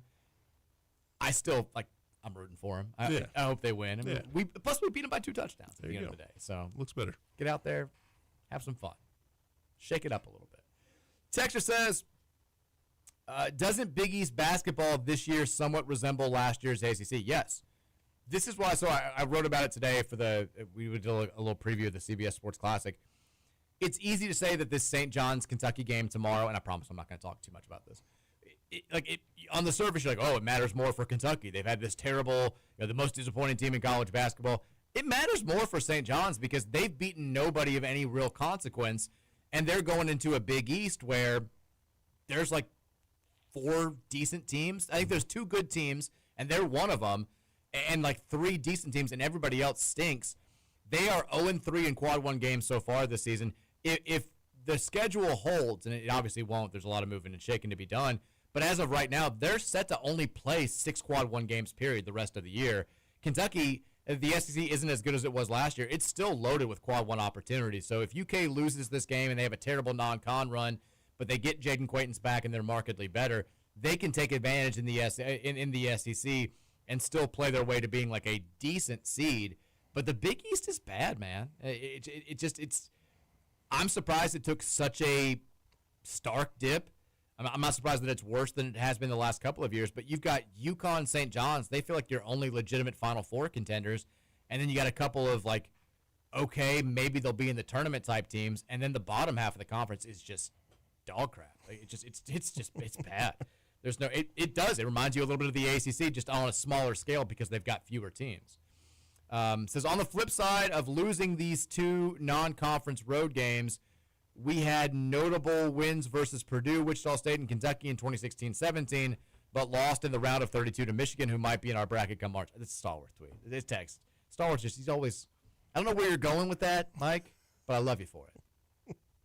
Texture says Moss seems to have done a 180 from this team as a culture problem comment after the Cal or Clemson game. There is that Miller Moss was asked about the personal foul penalties and continuing to be a problem, and he was like, it's going to get cleaned up in the offseason. Clearly a culture problem. To being our culture is so good that everyone wants to play in a bowl game against Toledo. I always had a hard time with that because, he's not wrong. He's not wrong. That's what he's just I think he just kind of said what came to mind, which was not a lie. But yeah, I think that all year you can see you'll see clips before the game of the breakdowns and whatnot, and Miller Moss is always in the middle of those hyping guys up. I think he was a leader. It's hard to always tell. It's funny because Tyler Shuck always seemed like a guy that seemed like a rental. he never really seemed completely ingrained here, but I think he was. It just never showed. Yeah. Where Miller Moss, it seems like he shows it, and he seems to be more of the vocal leader maybe. It's hard to know, but I do think that it's also an aspect of having these huge portal classes. It's just impossible to know how this team meshes and how things go. And so, the defense at times looked very much engaged with each other, especially the defensive line. But, there are times early in the season where the offensive line wasn't even helping Miller Moss up off the floor, off the ground, So it's just hard to know. But I do think that Moss he does seem to be completely bought into what they're doing right now, which is what they need. And Cleve Lubin seems to be the same on the defensive side of the ball, which is great. Stay a break when we come back. More from you guys on the Game Day Men's Health text line. Keep the text coming, 502-414-1450. Happy Friday to you. Wait a second here, my computers. Okay. Computer issues here. Reminder, though, you can always catch the stream on YouTube. Just search Big X Sports Radio. We'll take some questions from YouTube as well. We've got a couple of those. Also says cool Facebook ad from 6 weeks ago. Sorry, I don't know how that happened, but we'll try to get that fixed. We'll make it happen. We'll be back after this. It's the Mike Rutherford Show presented by United Mechanical and Nexus Plus, 1450 96.1. Big X Sports Radio. You know I had to do a remix, right?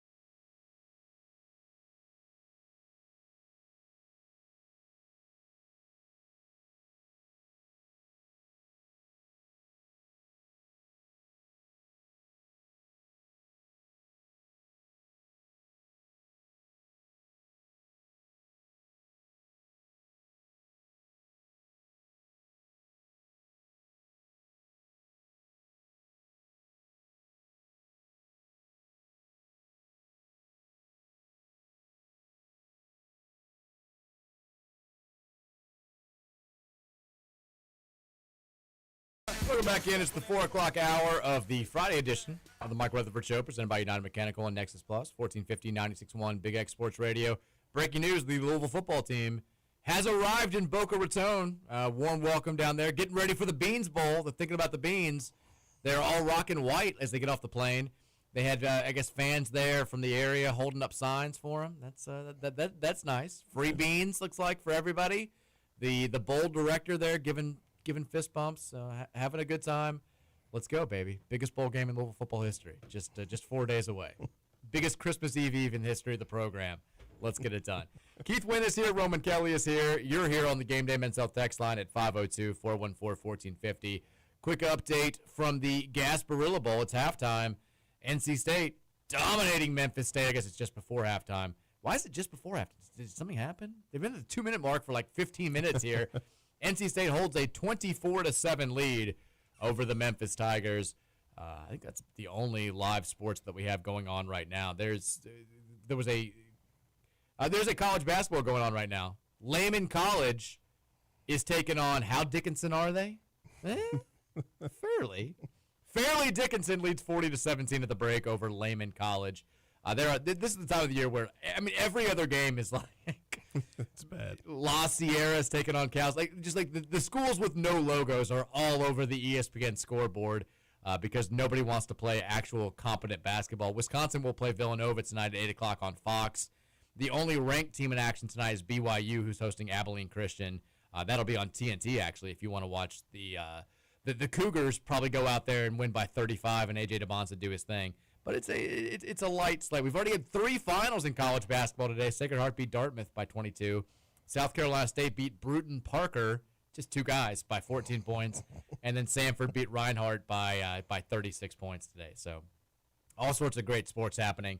It's the early kickoff of that great time of the year, that great Christmas and New Year's week where there's just sports happening at all hours of the day. But it's kind of like it's a very mild appetizer to get you ready for the weekend ahead. But things will get going tonight with the college football playoff. We'll talk more about Alabama, Oklahoma in the final hour. We'll make some predictions as well for our we'll fill out a CFP bracket. Let's take some text, though. You guys have thoughts here as we get ready for the last weekend before Christmas. So get them out of your system. Let's go. Texter says, I've got to know if you've seen Wake Up Dead Man and what you thought. I love those Knives Out movies, and I think you've mentioned them on the show before. So we were going to start the other one a few nights ago, and Mary, I guess she'd had a couple drinks out with the, early in the night, whatever. The Girl Scout leaders had done hey, we got to the holidays. Yeah. Let's celebrate a little bit. So we came home, and she put on the new movie, and I was like, do they all open like this? I was like, this feels really familiar. And she was like, no. And I was like, are you sure this isn't the one that we've seen? And she's like, 100%.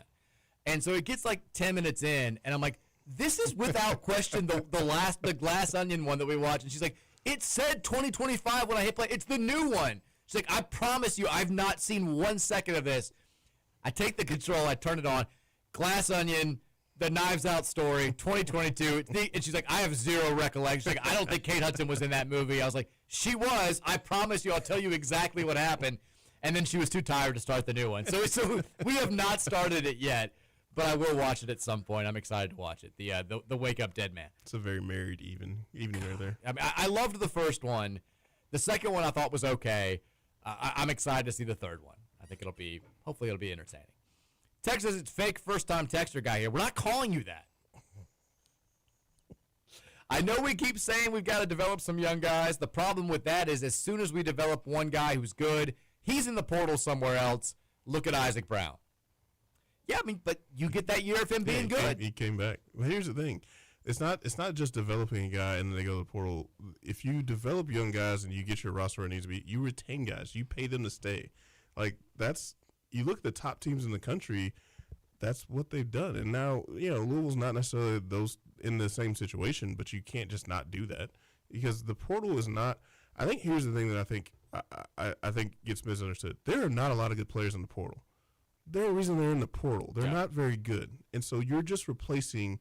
At best, you're replacing a couple of guys, and you get a couple of good players in your class, and then the rest of those guys are just the same guy you lost in the portal. But hopefully you can keep a guy for cheaper. You're not getting a portal player for free. You might be able to get some guys to stay around for less money than you're paying for a new guy to come in, and that's how you get your retention plan going. You develop those guys, you play them, and then you try to keep them there. that's part of your culture. But you can't just keep letting guys leave and then replacing them with potentially worse players. It just doesn't work. I mean, I do feel like one of the things that Brom has done a good job of, I know we've been portal heavy, but we've done a good job at re-recruiting our best players for the most part. That's true. Which gets lost because we've been recycling. We've been going back to the portal for quarterbacks, but people wanted us to bring back the 2 main running backs. We brought the 3 main running backs back this past season. We brought Chris Bell back. We brought Colin Lacey back. We brought T.J. Quinn didn't go anywhere. We brought Stanquan Clark back, which I think was pricey. He was being targeted by a number of big-time programs. Like, they've done a pretty good job of that. I think a lot of people, though, are feeling like this is going to be the one year where that doesn't happen, and I do think that U of L is kind of preparing that way because I don't think you're getting any of those 3 running backs back for another season.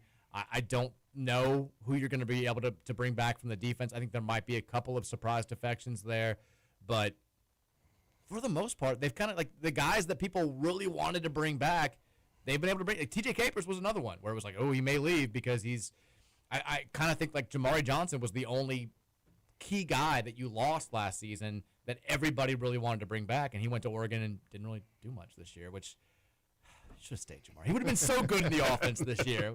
I every time we had a tight end not making big plays, I was like, oh, if we just had Jamari. Yeah. And then I flip on Oregon, he's just sitting there on the bench, not doing anything. Texter says, maybe Deuce isn't just picking up the offense like they thought he would. Playing high school ball in Texas, I'd be surprised if he ever took snaps under center. That was an issue with Moss. Maybe they feel like Deuce limits the offense in similar ways. I mean, I think that's what it is, but wish I knew. That's also that's their job. He's been in the system now for 2 years. If he's having issues digesting the playbook and doing proper processing in practice, then that's something that you got to get him ready for. But that has been kind of the word that's why he hasn't gotten more snaps or why they were reluctant to just give him the reins when Miller was injured and when Miller wasn't playing well. Texter sends in a picture of mediocre. It's the old looking the other way at the girl meme, and it's mediocre portal quarterback and then developing young talented quarterback. It's becoming a trend. There's no question about it. Roman Hater says, wank room material ID. Here we go again. They can have access to Chat GPT for phone sex. Welcome to the new age, you horny bastards. No, we're not doing that. There's no chat. We're anti-AI. In the way this is a non-AI athletic program that I'm running here. Is phone sex a thing still? Ooh, don't ask me. I couldn't tell you. I've not heard that in a long time. I think the only time I do hear it is with long distance couples. Yeah, I guess that's fair. I've had friends who've had experience there where it's someone told you. They told my wife she's her husband's working in Germany and that's they got to do what you got to do and all that sort of thing. So, it happen. But as far as the hotlines, the commercials that they started airing at 12:30 back in the day, I don't know if those still exist anymore. Where it's It'd be great if it did. Do you want to have a good time? It's 14-year-old me at 1:30 in the morning. I'm even I'm too I'm not this hard up right now. I'm not gonna talk. I'm not gonna pay $8.99 for 5 minutes of whatever this is. This is still creeping me out. Texter says, will you wear LaRue County memorabilia on air if they beat Trinity? I can supply some. No. We're lifelong enemies. I absolutely will not. I'm not going to support that school. I'm not going to support that athletic program. They're disgraces to everything. Texter says, Roman, how have you never heard of the Ying Yang twins? You should be ashamed. All caps, Tex. I'm not sure. I don't know. This is kind of crazy. I've heard some of those songs at multiple different events, occasions growing up, but didn't realize that's who I was listening to. I mean, what year? I know you're younger, but I knew about the Beatles when I was your age. You should know about the Ying Yang twins. I love the comparison. They're the Beatles of a new generation. I was familiar with them. Maybe I hadn't heard their full score. I hadn't listened to every song on the White Album, but I knew that it existed. That's you with My Brother's Keeper, just having no knowledge whatsoever of Salt Shaker or any of these songs. I know the songs. I just didn't know who I don't think you do, if I'm being honest. I mean, I've been to I think you're covering now. Too many family events to where these songs were being played when I played them, but oh God. I didn't, just not the kind of songs that I was typically typing in. Keith, how old do you think the Ying Yang twins are, respectively? who, by the way, they are. This actually kind of shocked me to the core. They're not. They're not even brothers. Not only are they not twins, they're not brothers. That's ridiculous. They're not the same age. They're born different years. I'm not gonna lie. That's. I feel like that's. I feel like I've been lied to now at this bad. point. Now I'm kind of on Roman's side. He hates the Yin Yang twins. Yeah. You guys thought they were twins. 100%. It was false advertising. What else am I supposed to think? I guess they had to be 40, right? They're older than 40. Oh man. Whistle while you twerk. Yeah, that was a long time ago. Jesus. Yeah, now that I'm thinking about it, I was thinking that when I was like 14 years old. No, They definitely weren't younger than me. Yeah. But not that much older, actually, when you look at it. All right. Well, They're older than both of us. I also thought the Clips were twins until literally like 5 months ago. Had no clue they were not twins. They look exactly the same. It just So yeah. They are, well, Kane, who was born Eric Jackson, is 47 years old. Jeez. D-Rock, born D'Angelo Holmes, is 46 years old. Man. Despite the name, the duo are not brothers. I love that the first line of their bio, they rose to popularity in 2003 collaborating with Britney Spears on her album In the Zone and with Little John on Get Low. What's the last album that the Yin Yang Twins have put out? Somebody, by the way, looked up the first line to Whisper Song after I said that, and I'm so sorry that I put you onto that. They're like, this was the line that he said was the best line in music history? What an absolutely awful person. They have not put out an album since 2018. That's probably for the best. Which was titled Pimp of the Nation. The one single they put out there from that song was called My Pinky, which I'm terrified to listen to. Texter says, obviously Roman isn't old enough to know who Willa Ford is, but have you heard her new cover of Oh Holy Night that she released? I have not. No. Are you familiar with Willa Ford, Keith? Yeah. Okay. Roman, there's no way you know. I'm not even going to blame Roman for not knowing. Yeah, no. Willa Ford was popular for like a hot minute in 2002. She sang the song I Want to Be Bad. Yeah. That was pretty much it. Then she disappeared. I believe she sued. How does that one go? I wanna be bad with you, baby.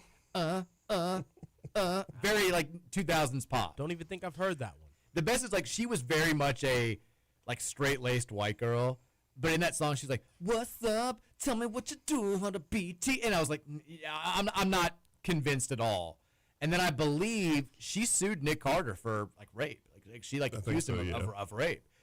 Now she's making Christmas music, I guess. I did not know this. She was very attractive. It's a lot of singing on today's show. Well, this is kind of how the show goes sometimes. All right, guess Willa Ford's age. 43. 44. 44. That's close. She's making Christmas music now. To answer the texter's question, I have not heard her rendition of Oh Holy Night, but I'm sure it's very good. It's John Denver classic. Just got a text from a friend who's very much into music. It was like, Clips aren't twins? Very much the most hip hop knowledgeable person I know. Maybe it's like that makes you feel better. Yeah, it's like when you have the same wrong answer for Final Jeopardy, and you're like, all right, well, you guys are pretty smart. Feel pretty good about myself. Grinding. Texas, will you support a mobile wank tank to follow the teams on road trips? Yes. I feel like you need it.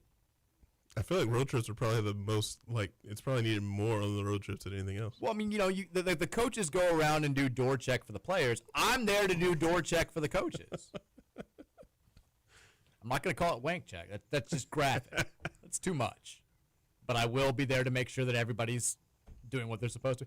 You know what? I don't even care that much about the assistants. You get a couple of assistants being too horny. Whatever. We can move on from that. That's yesterday's news after like 3 hours. Yeah. It's the head coaches that I'm focused on. I've got my priorities in line. I've thought this whole thing out at length. Texture says, regarding everyone's concern with roster construction and the comparisons to Alabama as a similar system, could it be as simple as PK needing time to learn and adjust his system to add the big men that the fans are yearning for? PK could get away with these rosters before U of L and is just 2 years into the big leagues. Did Nate Oates have a similar issue at Alabama before he started adding the big men that you've mentioned him having now? I mean, I'd have to go back and look at Bama's rosters from the early years of because what Oates is, he beat them, or he beat Arizona with Buffalo in the last tournament before COVID, and then got the Bama job. So, I mean, those years were so weird. Like, his first year was 2019-20. And they weren't good. They, the SEC tournament got canceled because the world ended. Bama had a 16-15 record and a losing overall record in the SEC. So he didn't exactly hit the ground running. The next year, they were a 2 seed. They were very good. And who was that was when they had Shackelford and Petty and who was their big, like, looking at their roster, they honestly didn't really have. Jordan Bruner was 6'10" and kind of their bruiser inside, but he was 6'10", 225. That's kind of like Sonata. They didn't really have that guy. It was more about the guard. I mean, Herb Jones. Herb Jones was a dog. Yeah, I mean, he fits that category. I'll take that back. He's kind of, we could use a Herb Jones on this year's roster. The next year they were a 6 seed, very similar roster, probably less production in the front court than the year before. So I do think it took some time, and that's the problem with, I think, generating any sort of sweeping take on what's going on and what Kelsey can and can't do in the way that he likes to build rosters. He's been there for 2 years. Yeah, it could be as simple as, they targeted a couple of those types of power forwards, and they lost out on him, and when all was said and done, they realized that the best possible option was bringing Hadley back, bringing Pryor back, bringing Roots back. They liked those guys. They wanted some culture continuity. It wasn't ideal that all three of them played the same position, but that's what they were left with. Like, we don't know. It's still way too early to talk about what this means for our program moving forward, or to say that he's boxed in this area and he's never going to change this or change that. He could address all of these things coming up in the next 5 months after the season's over with next year's roster. We just don't know. Yeah, I think that PK also, I mean, we've seen he's got different angles from a recruiting standpoint. He's going on the international route. There's not a guy out there that can be, at least maybe to Fru's level, where you can put him in the starting lineup that fits what he needs at the 4. You got the G League thing, which is, who knows what goes on with that. And I just think that I think he's shown he's an outside of the box thinker. And if you have that, you at least have the, you have to feel a little bit good that he's willing to look inward and say, okay, I need to do something different. And so that's my excitement about it, is that long term, I think that he can really, think a little bit differently about how his rosters can look and where he can get players from. Because I think that's the biggest thing, is just because, even if you realize that you need to change it up, how do you go and get those guys when everybody needs those types of players? Everybody needs big, great forwards that can rebound. You're not always going to get that. So being able to think outside the box is something that, at least from my standpoint, is a positive. I agree. I'm right there with you. Texture says, why do Reese Cups kind of suck now? I've been stealing my kids' candy, and they're terrible. Those candy canes with individual small cups in them used to be gas when I was a kid. Now they are straight booty cheeks. This is something that's near and dear to my heart. I could not agree more. I don't know if you guys have had Reese like Cups. chemicals now. It's exactly right. They taste just like chemicals. It's a little different, yeah. I don't want to draw like any sort of like gigantic conspiracies, but maybe this is late age capitalism where everyone's cutting costs and all of a sudden you got some chemicals in there. I don't know what's going on. Reese Cups, I'll say it. They suck now. They're not nearly as good as they were 10 years ago. No, I think the like normal ones. The normal ones are fine. They taste different than the normal ones. The miniatures, I think, are the problem. They're all problematic. Really? Like, I like the normal size. Mary freezes them, and she still will eat like the trees. It's like the Easter eggs are the only ones that keep normal. The eggs are. I stole some of Easter last year. They're more tolerable than the pumpkins or the trees. They're still not good. They're not what they used to be. The chocolate part of the traditional one now, it tastes like chemicals. It's like wax. It's disgusting. It's not good. Snickers are still dominant to me, so I'm with you. Whole world's just gone to hell. First they come for the candy, and then that's where it starts. That's where, First, you can't be thick on the basketball court. Right, Now the Reese's. You used to be able to have ass on the basketball court. Now they're calling fouls on our guy Sanana for being too thick. You used to be able to just pound Reese's when you got home. Now you can't do any of that anymore. What's happened here? Texas Double Bird Guy here. I don't even know what that's in reference to. Wait, who was Double Bird Guy, Roman? I think that's the guy that flicked me off at Salsaritas with both hands. Okay, well that's good. Okay. So I didn't mean anything by giving the U of L football players the double bird. I just knew all along we would end up in the playoffs. No, this is Tampa card. Okay, that's from his message, his first message. What was he doing in his first message? First message ever? No, I don't remember when he. I guess he gave the double bird to some players. Oh, well, that's not. I mean, we don't applaud that. That's not. We're not endorsing that behavior, but I guess sometimes it happens. Texas said, "Oh God, the monthly test happened. And here comes the requisite. That monthly test just broke my eardrums. How many times a week are these damn monthly tests? Also, how is Tulane a 16-point underdog at Ole Miss? That's an easy cover. I don't.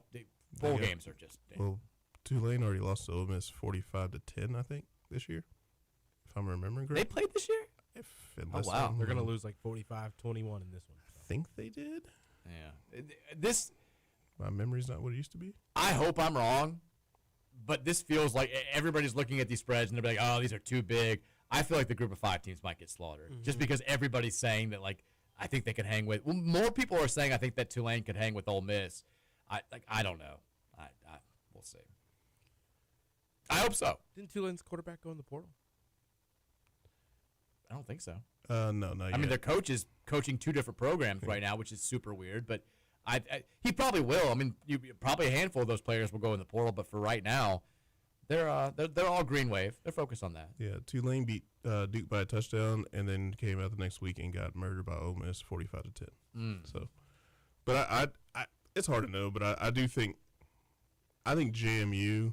I think their defense will play better against Oregon's offense than I think a lot of people think. I think JMU's offense is just not good enough. Tulane is an enigma. They've played down the competition a couple times this year, and they've also played really well. And then Ole Miss is playing with coaches. Half their coaches are gone. Some of them are kind of there. Yeah. You never know how this all goes when you have coaching changes and whatnot, and guys hit the portal and things like that. I do love that it's the most college football in 2025 thing to have a first-round matchup with the play. And this is what you spend years working to get to this point. Everything that you do for a full calendar year is just to get to the playoffs and have a chance. And we've got a matchup in the first round of one program with a head coach who's already taken another job and is coaching both programs against a team who lost their head coach and is like half the staff is with him at the other program from the other conference that they're in. Yep. It's so like this is supposed to be the crescendo. This is supposed to be what it's all about. And it's like, neither one really has a full-time head coach right now. And they're playing for a shot to keep playing for a national title. It's definitely ridiculous. It's maddening. Yeah. The calendar's weird. It's very college football. Texas asked Keith if he still rocks out to Blink 182. I do. Old school style. I stay true to my roots, man. I still listen to Newfound Glory, all that stuff. But all downhill from here? Yeah. Catalyst, you insist to Goddamn pull me man. down. I didn't realize you were like that much like early 2000s Laguna Beach style music. Yeah, I went to go see Green Day, Blink, Alkaline Trio, all up in Cincy years back. That's one of my few concerts I've ever been to. Still a hip hop head, but I mean I listen to everything. He'll take man. a visit to the Belvedere though. Keith, go to the Belvedere, listen to a little Dashboard. So long, sweet summer. I jam out, man. There are every now and then some of those songs from that era come back. Like I'll get on like a kick. I was like, oh my god, I forgot all about like this Incubus song, or who was the Stroke 9, the Little Black Backpack, Little Black I'll listen to like that type of music for a full like 3 days, and then after that I'm like, oh, okay, I got it out of my system. I'm good to go. That's kind of how it goes with me. Like I'll go through it for a while, and then like a couple days later I'm like, yeah, that's kind of random. Lately Dave Matthews Band has been on heavy rotation for me for some reason. They're cool. No clue why. Nothing wrong with Dave. I want to know which one of my friends sent that text in. I've got the number. He's only sent in one other text, and it was to try to answer a trivia question to get tickets. Yeah, I'm waiting to get to see the text come through on my side. Like, oh, that was me. Just kind of thinking, that's definitely somebody that knows me. It's somebody taking that. Texas, if you got any tickets to give away to the game tomorrow, I want to take my son to this first game. How about this? Perfect timing. On the other side, next hour, we got 4 tickets we're going to give away for Louisville versus Montana. So you want to keep it locked right here. The Hexler says Roman being unfamiliar with Yin Yang Twins is blasphemous. Mandatory listening party in the blast zone for Roman. We didn't have to go to the blast zone. I mean, now you're just working this into conversations where it doesn't belong. I am shocked that Roman doesn't at least know who the Yin Yang Twins are. It's very surprising. Very surprising. Texture says, I need a sign outside the blast room that says, here at Louisville, you're required to empty your, I can't say that word, so ours can get full.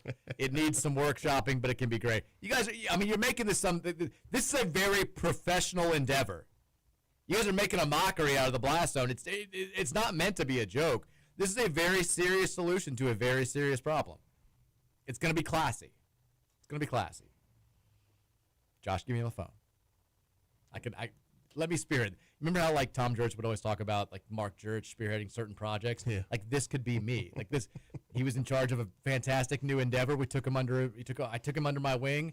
He made the blast zone a reality. It cleared up all of our horny problems and just set the tone for the rest of the country. We got to go to break. When we come back, we are going to give away 4 tickets to tomorrow's basketball game against Montana. We're going to talk a little CFP. We're going to make some predictions. We've also got a couple of Louisville football nuggets and a big women's basketball recruiting nugget to talk about. Keep it locked right here. Hour number 3 is up next. We're never scared here on 1450 The Big X. Yeah, we show this motherfucker all this already,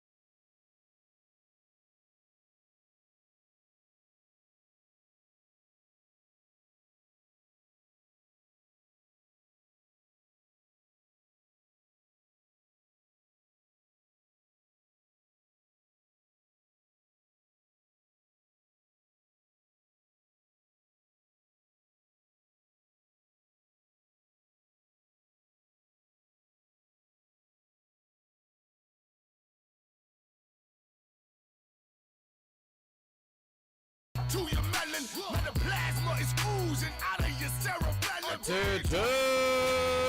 There we go. It is a pre-game day show. We don't have the big football games this weekend. We don't have a spotlight basketball game, but the Cards do play tomorrow in their penultimate non-conference matchup. It feels like the last game of the non-conference season, but Louisville will play a neutral court game in Dallas. I think it's Dallas or it's Fort Worth. It's somewhere in Texas against Baylor on Valentine's Day. But this will be the final game before Christmas. It'll be the final game for 10 days for the men's basketball team before they start ACC play on December 30th out on the West Coast, taking on Cal and Stanford before they head back home for a January 6th date with Duke. The Cards take on Montana tomorrow at noon. It's a Montana team. Look, I'm not going to say I hyped up Montana at the beginning of the season, but I was like, they're probably the best bye game we have on our schedule. They're better than EMU. They're better than the Jackson States and the South Carolina States of the world. They're better than those teams.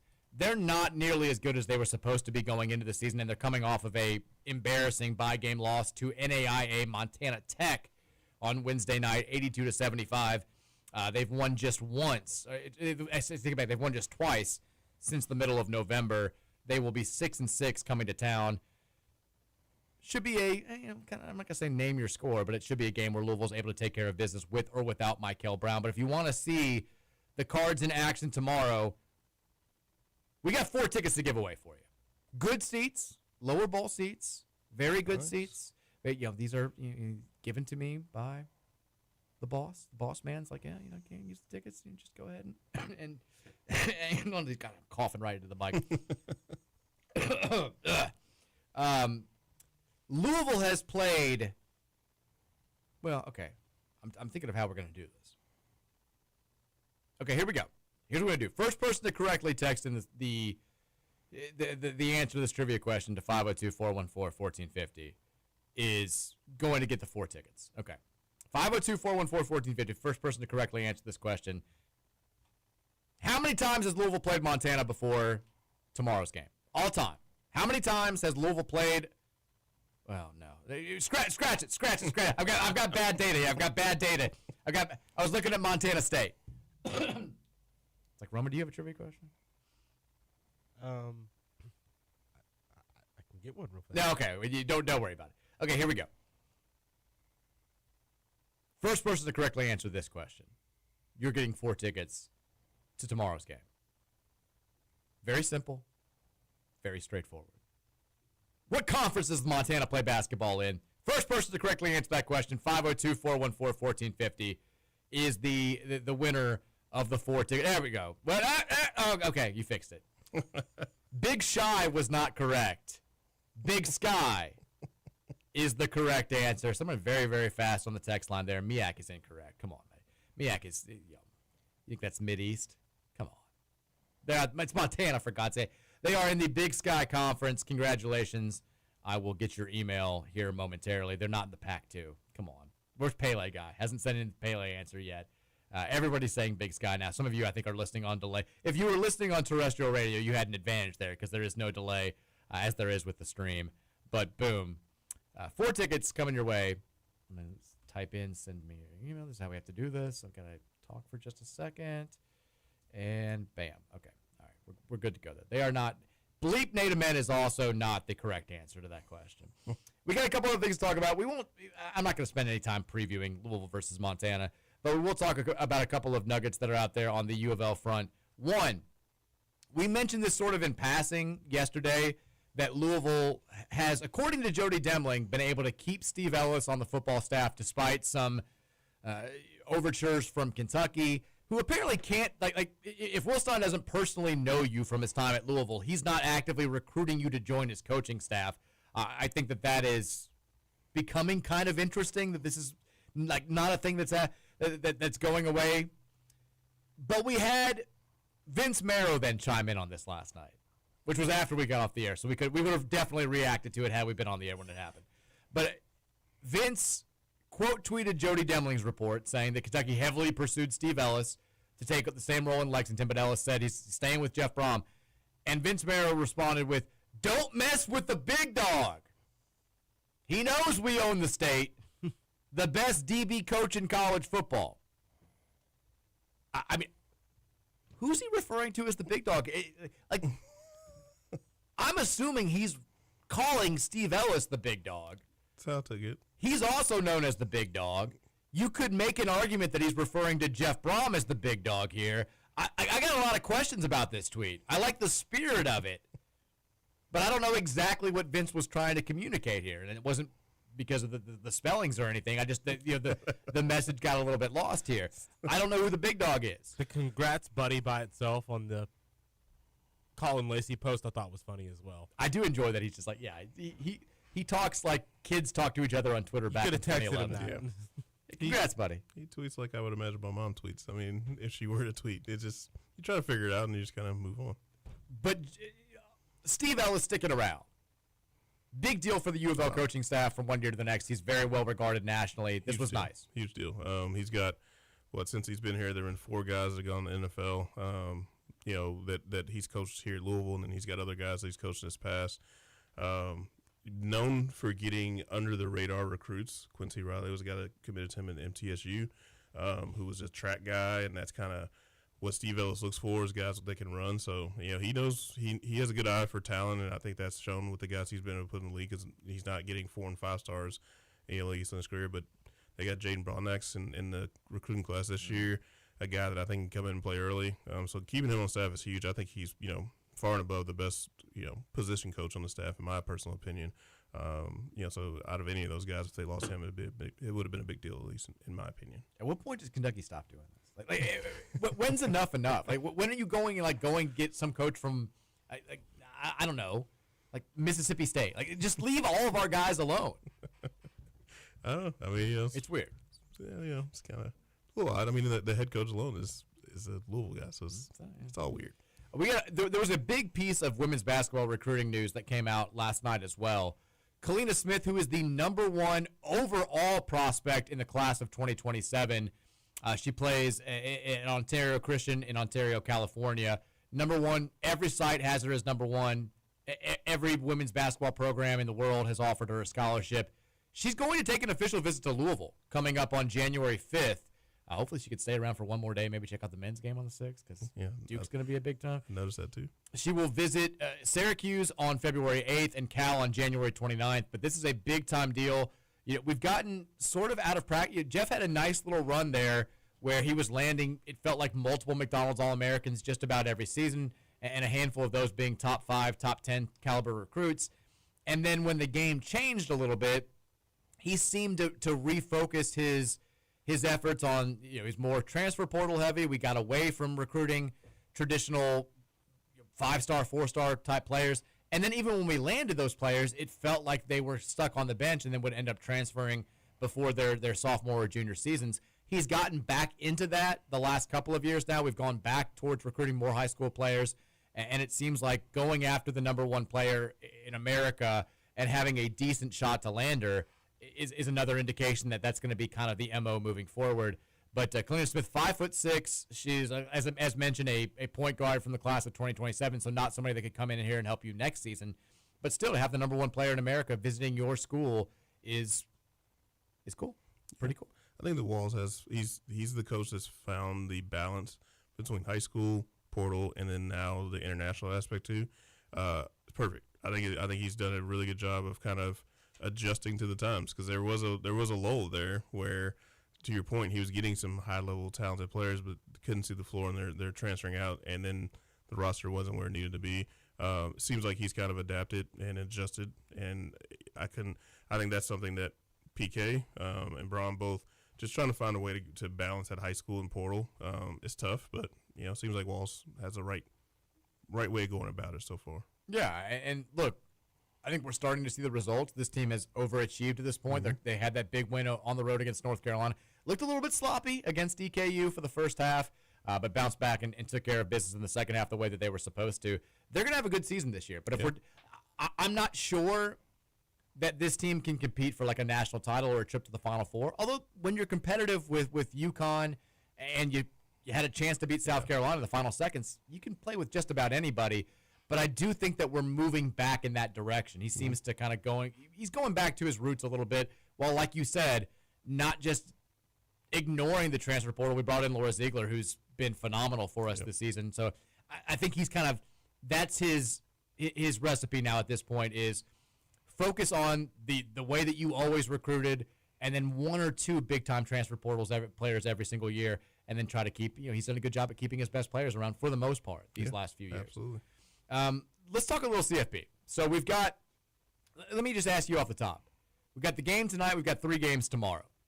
Which of the first-round games interest you the most? I know you're going to watch all of them, but which are you the most excited to watch tonight or tomorrow?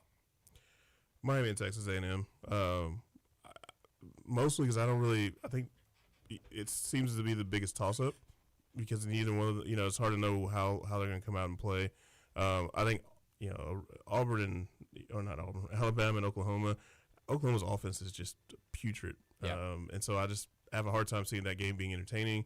And I think the other two games, I'm interested in watching them 100%, and I'm going to watch them, but I just don't know if it's going to be close. And, I think the thing for me is just the narrative stuff of whether or not G5 teams should be in or not is going to dominate the entire conversation of those games. Yeah. And it sucks. It's I hate it. It's the worst, and I don't want to hear it. So I feel like I'm probably going to, if it's not close, I'm just going to turn them off because I just – no one wants to talk about it. There are blowouts every year in the playoff, no matter if it's G5 or not. And no one cares, but they care now, and I don't get it. It's just they cared last year, but it was because they hated the fact that Indiana and SMU got it. Yeah. Like it was the same thing, except Indiana and SMU were treated the way that they're now treated the Group of 5 teams. Yeah, it sucks, and that's the best thing about college sports is having underdog stories, and also not just from a standpoint of from a fan standpoint or entertainment standpoint. The players and the teams and the programs being able to be a part of that is really awesome. It's always been great. And to take that away, I think is just silly or to ignore it. I can't say it's taken away, but ignoring that factor, I mean, these fan bases have something that, they're never going to, they might not ever get again, or they maybe will, but it's something that's new and fresh, and it's something that, to me, having another, top-level program come in there and potentially also get blown out doesn't do anything for me as a fan. It's just another game. And so I'll honestly, I hope that the other games are absolute blowouts. I hope that Alabama or Oklahoma blows the other one out just so we can just hopefully nix it from the get-go, but it's just gotten really old. It's gotten really frustrating. Roman, which of the 4 games are you most excited to watch? Tonight. Okay. I think this is one of the more evenly based matchups. I think that having already gotten to see these teams play, that the coaches are going to be deep into what they like to do, or probably going to be deep into doing things that they haven't done already this season because they have to show something new. There's plays you've probably been saving for this point of the year as teams that kind of projected to be here as well. So I expect them to go out there and show things that they didn't show in the last game and make it exciting. I mean, the only problem that I have getting really, really excited about tonight's game, and I know Tulane Ole Miss is also a rematch. It feels weird that half of the first round playoff games are rematches from the season, but Alabama versus Oklahoma, like I don't like either of these programs, and it's SEC versus SEC. Like SEC is guaranteed to win. I'm excited to sit down and watch it, at least after the kids go down to sleep, because I do think it'll be a competitive game. And there's this weird thing where Oklahoma has Bama's number, and I think that because most people I think still feel like Alabama's a better team, but the game's in Norman, and Oklahoma has Bama's number. I think it'll be an interesting back and forth. I would not bet this game. I've got no clue how it's all going to go. But the weird thing is, I feel like whoever wins, especially if it's Bama, is going to be a very trendy pick to upset Indiana in the next round. Like Indiana could win 4 straight national titles in a row, and in 2029, people would say, like they just don't have the guys down there. They don't have the history that Bama does. I just don't know if they can get it done. But I do feel like that's going to be a thing. But I'm excited. I mean, I don't even remember why, but I watched way too much of that Bama-Oklahoma game in the regular season. I think it was because it was when we were still in the playoff mix, and I was like, ooh, I'm rooting against whoever needed to lose the most. But it was a bad offensive game. It was a nice back and forth, though. If you're looking at this right now, Oklahoma's a 1.5-point favorite. Who do you give the edge to, though? I still kind of feel like Bama's the better team. I'd go with Venables with time to prepare for anybody is a tough one. I think because that defense is already good enough. I think the best thing that Oklahoma has going for them is that Ty Simpson, Alabama's quarterback, seems to have regressed a little bit, and Alabama's defensive front can get home with 4-4, and that means that they can just cover, which makes it that much harder for Ty Simpson. So I think that's the biggest thing is I don't think Alabama's offense will play well, but I think Oklahoma's offense is just bad. It's bad, and maybe they show up better with time to prepare. They've had some injuries too, but maybe that'll help them. But I think I give the edge to Oklahoma just because their defense is that good, and I think with time to prepare, Brent Venables is very, very good at what he does. I'll take your word for it. I think that's fine. By the way, I'm not even going to get into this. As there was something that was interesting that's out there, it's not worth bringing up on the radio. It would just derail the entire show. And every now and then, I don't want to derail the show, so we'll do that. By the way, the volleyball national title game is what? Is that tomorrow as well? I think it's always Saturday night. So it's Kentucky versus Texas. We could have a rough go of it this weekend. This could end up. We could have some teams that we don't want to win football games could win, and then it's been easy to dismiss UK's national title as a Mickey Mouse national championship in 2020 because it was the COVID year and whatever was going on. It would suck if right after we come so close to winning multiple national championships in volleyball and we've really embraced it and then we lose our coach to Nebraska, they swoop in and win the next one. And they will have to have beaten 2-3 seeds to win it all when we kept running into juggernauts in the Final Four every year. I'm terrified that this is going to happen. And I see how excited they are, and I can't even fault them for it because we were so excited watching the last couple of years. I don't like it. It could be rough. I don't like it at all. We need Dan to step his game up. Maybe come on the show, Dan. Maybe answer your DMs, Dan. Come on. I'm just joking, Dan. I know you want to come on, but we'll have to do it during the offseason. Let's take a couple texts from you guys here. We'll make some predictions for the playoff before the end of the show at 5. But, God, I'm all over the place. Gameday Men's Health text line is 502-414-1450. Save me text line. Help me out here. Little Dumper says, Roman, play Whistle While You Twerk right now. Roman, don't do that. Did they even make an edited version of that song? Surely. I don't know if they probably still not good enough for radio. radio. On the radio back in the day. This was my freshman year of high school, back when Tsunamis was running the city. This was we have multiple friends who live out of town that are all coming in town this weekend, and one of my old female friends. I always feel weird saying girlfriends, just because it's we never dated, but we've been longtime friends. She hit me up and was like, "Hey, I know so and so's coming back, and Molly's coming back, and what's a cool place that we go to? I don't live in Louisville anymore, but where could I go?" And I was like, Tsunamis. She's like, "Didn't it get bulldozed?" I was like, "Oh yeah, 15 years ago." But shout out to Tsunamis back in the day. Whistle while Oh man. Texter says, I need a sign, and no. Texter, since you mentioned USC, if you want to know why Lincoln Riley is a much better coach than Jeff Brom, know that when he realized Miller Moss was a bust, he benched him, Jordan Maeva, who will be a 3-year starter next year. When Brom realized Moss was a bust, he continued to start him. Well, Lincoln Riley had Jordan Maeva. He had Jordan Maeva behind. Yeah, I don't know if that's exactly the point that you're making. I mean, I think if we had Jordan Maeva behind him, I would like to think that Jeff Brom would have benched Miller Moss at some point this season, but we didn't.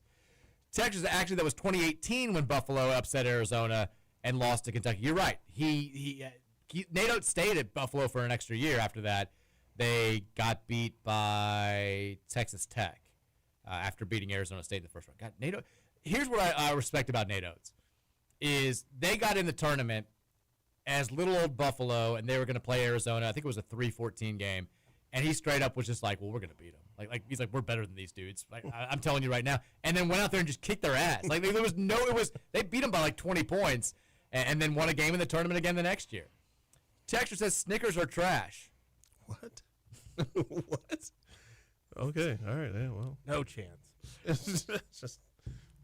Texter says, tell Keith it was Jeff Niefaus. Nefus. We did a show with Jeff and his business back when I was with Ramsey and Rutherford back. Big Cars fan, man. Yeah. Texas, I think that JMU can hang in this game. Their D-line and their defense overall impressed me. All year, man. They're the number 2 defense in the country. I do every now and then as a college football fan I watch general college football. I'm not paid to watch all of college football, so I'm more focused on Louisville. But I do love catching somebody in a very clear, I don't know what I'm talking about. Because people, there's the whole debate about whether or not JMU actually belongs here and how badly they're going to get beaten.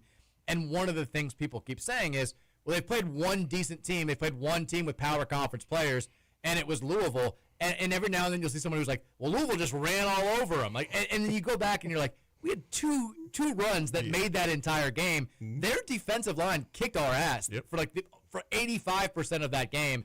So if you're just out there saying that, I know you're box score watching and not actually going back and looking at the film. Here's the crazy thing about JMU. Matthew Sluka played essentially half of that game at quarterback for JMU. He has not touched the field since that game ended. He shouldn't have. He was terrible. He was terrible. And I wonder, and Alonzo Barnett looked bad against Louisville. He's looked back to his normal self since that game. It's just because they kept yanking him in and out of the game. If they played Barnett the entire game, there's a chance Louisville loses that game. Yeah. And it's and I'm not saying that I don't think JMU is going to beat Oregon. 'Cause I think Oregon, personally, I think they can win the national championship. I think they're that talented.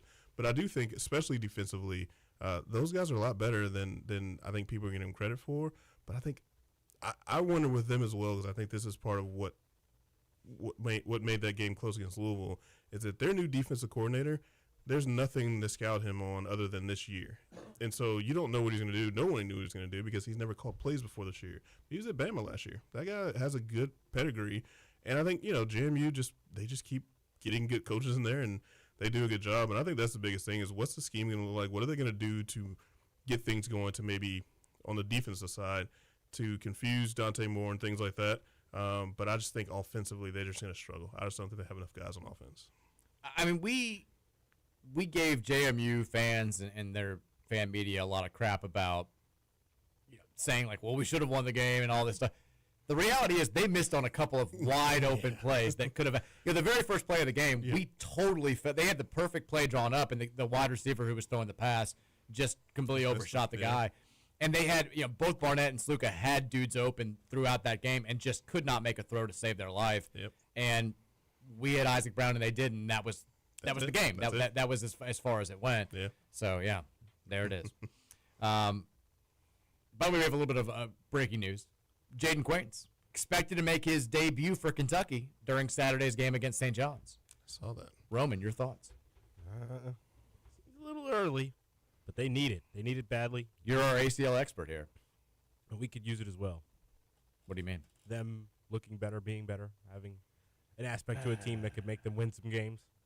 Somebody asked the question on Twitter earlier today. We haven't had it on the text line. Nobody's brought this up, but who do you root for in Kentucky versus St. John's?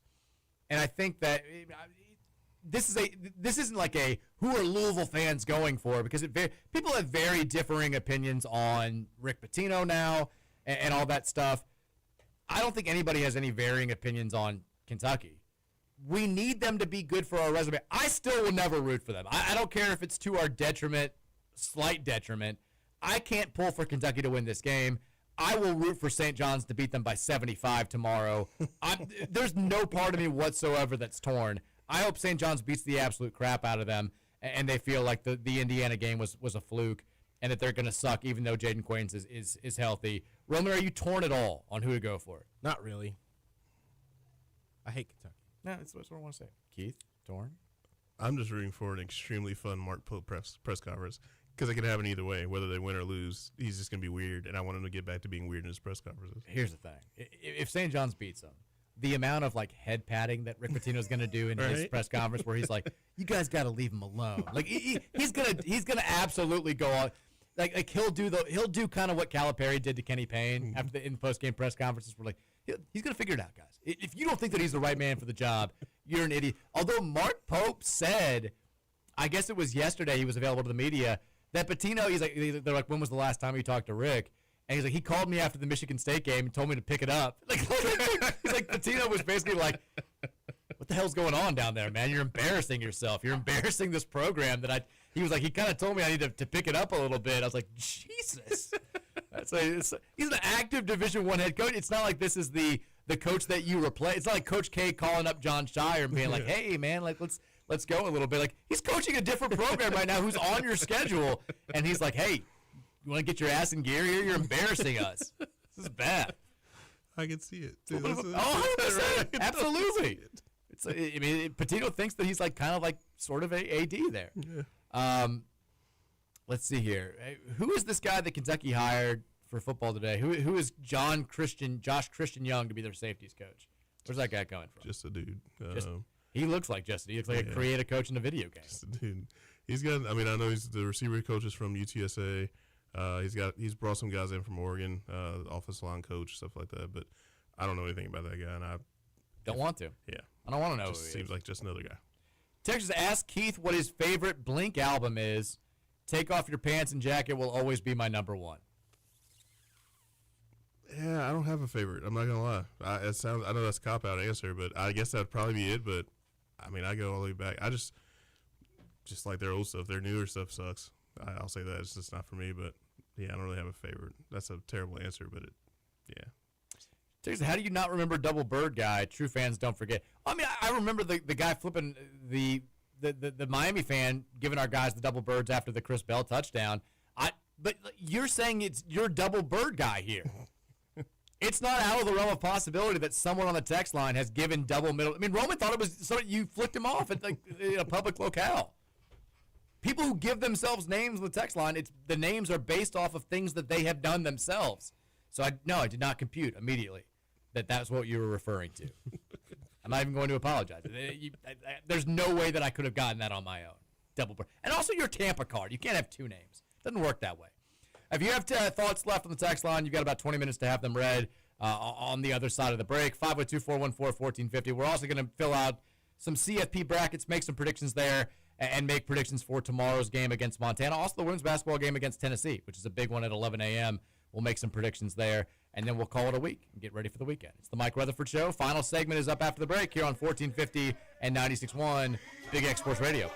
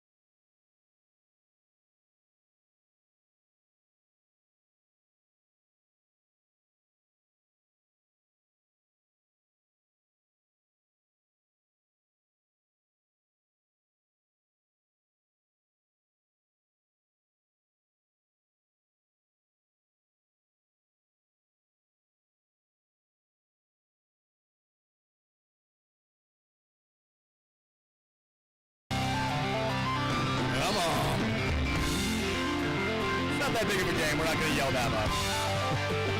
But we are going to bang.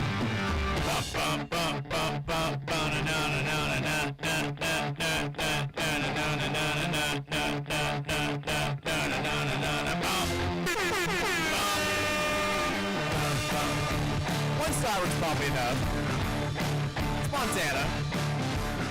I said the Joker is a wanted man. It is game day eve. Double game day eve, actually. Louisville taking on Tennessee in women's basketball at 11 a.m. That's a nationally televised game on Fox. And then the men's basketball team taking on Montana at noon. By the way, that is not a nationally televised game. It is not even a regionally televised game.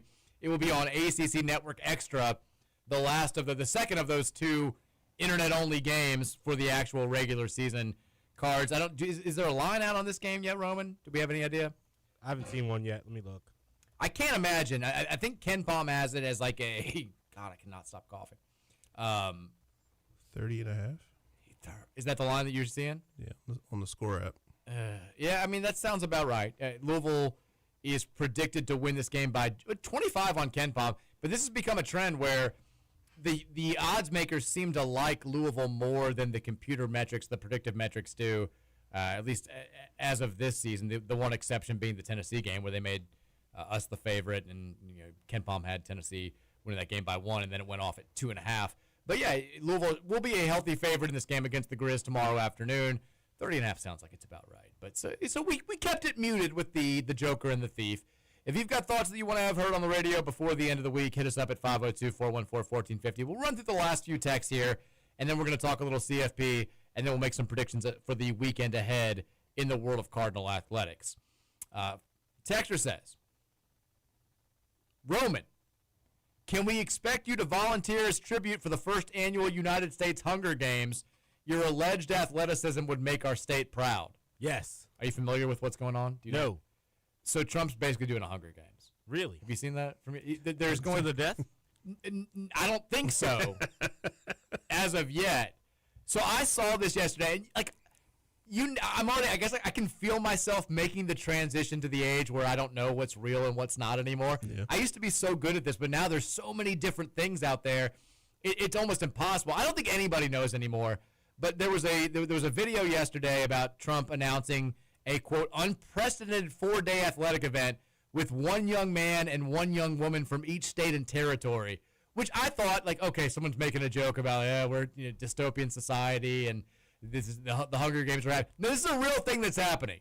There's a Patriot Games thing happening where one athlete, from male and female from every state, is going to compete for some sort of, I don't know, Patriot Games. Roman, would you like to volunteer as tribute to represent the great state of Kentucky? I would. If it was like, if I got asked to do it, I would do it.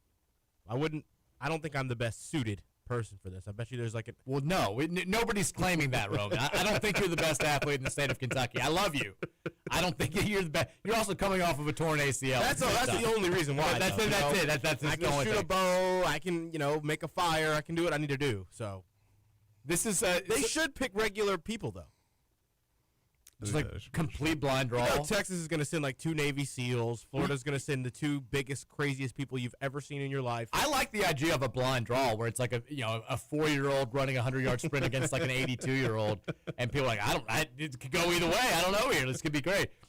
You had to have voted for Trump to go as well, so that's like the other qualification, I bet. Yeah, they're not going to let us in there with our tweets. It's not happening. They're going to go through my stuff and say, This is going to be a national, non-partisan organization leading the administration celebration of America's 250th birthday. There's no word on like what the games are going to be. This is very much like a just concepts of a plan thing. We don't know what events we're competing in. We don't know if there's going to be like an academic decathlon like in Billy Madison. Like some cornhole and maybe some rope climbing stuff. Yeah, I mean, it may be a duel to the death at this point. We have no idea what's going on. Bow and arrows with no like point at the end. I probably don't need to be. Dodgeball? Get me in there. I'll play that. Warfare with blanks. Yeah. A little paintball, something like that. Is it basketball? I mean, what if, California just, they draw like LeAngelo Ball and like we accidentally draw like John Rutherford. It'd be terrible. NBA 2K on there? Maybe. Video game. They're not going to let video games happen. It'd be pretty interesting, though. It's So great. throwing darts and throwing some cornhole, playing some ping pong, maybe even like shooting some skeets out of the air or something. I feel like by February they would have forgotten I even thought about this thing, and it would be just Oh, yeah, this isn't going to happen. There's zero chance this actually happens. Yeah. He's gonna like put the winner like in the White House. I mean, it's supposed to be like next February, I think is when it's supposed. And like, we're just now hearing about it, December 9th. There's no way that this actually happens. Zero Or chance. gets a job within the government. I don't know if this new ballroom's going to get finished at any point. I think that was just like, he's like, oh yeah, I forgot we knocked that whole thing down. I don't know if that's going to get finished. Texter says, heading to my 89-year-old grandpa's place for an early Christmas celebration this weekend in Paintsville. His entire living room is coated in Kentucky basketball memorabilia. Absolute diehard Cats fan, but he's super old, so I can't even be an ass about it. How would you guys handle respecting your elders in this rare moment when we can finally dish it out a bit? be an ass. I'm pushing him to the ground. I'm bumping shoulders with him. Are we ready to go after what those cats look like? That's what I would say. That could have been the last one you saw. You may not see another one. How's that feel? Oh, man. Might not beat us again while you're around here, huh, Grandpa? Now, I'm not. Look, I want my great grandkids if they become. Well, I don't know. Well, first of all, they're going to be U of L fans. If I was on the other side, though, I would want my great grandkids talking crap to me. I don't want. That's the way it goes. I want to go out how I live, I'd be talking like- mad crap about basketball for no reason. That's played by 18 to 23-year-olds. I'd be terrible if this was me. You remember the score, old man? I mean, my grandpa, who has passed, he was so he walked from his hometown out in the middle of the state to Kentucky to go to college. Like that's it sounds like a very old man story. Yeah. Very true story. Just had like do a bang over his Yes, shoulder. he classic. Like he had like 15 siblings. They had no money. He went over yonder to school. Went to Kentucky, became the head of the paper. Like you became a Pulitzer Prize winner.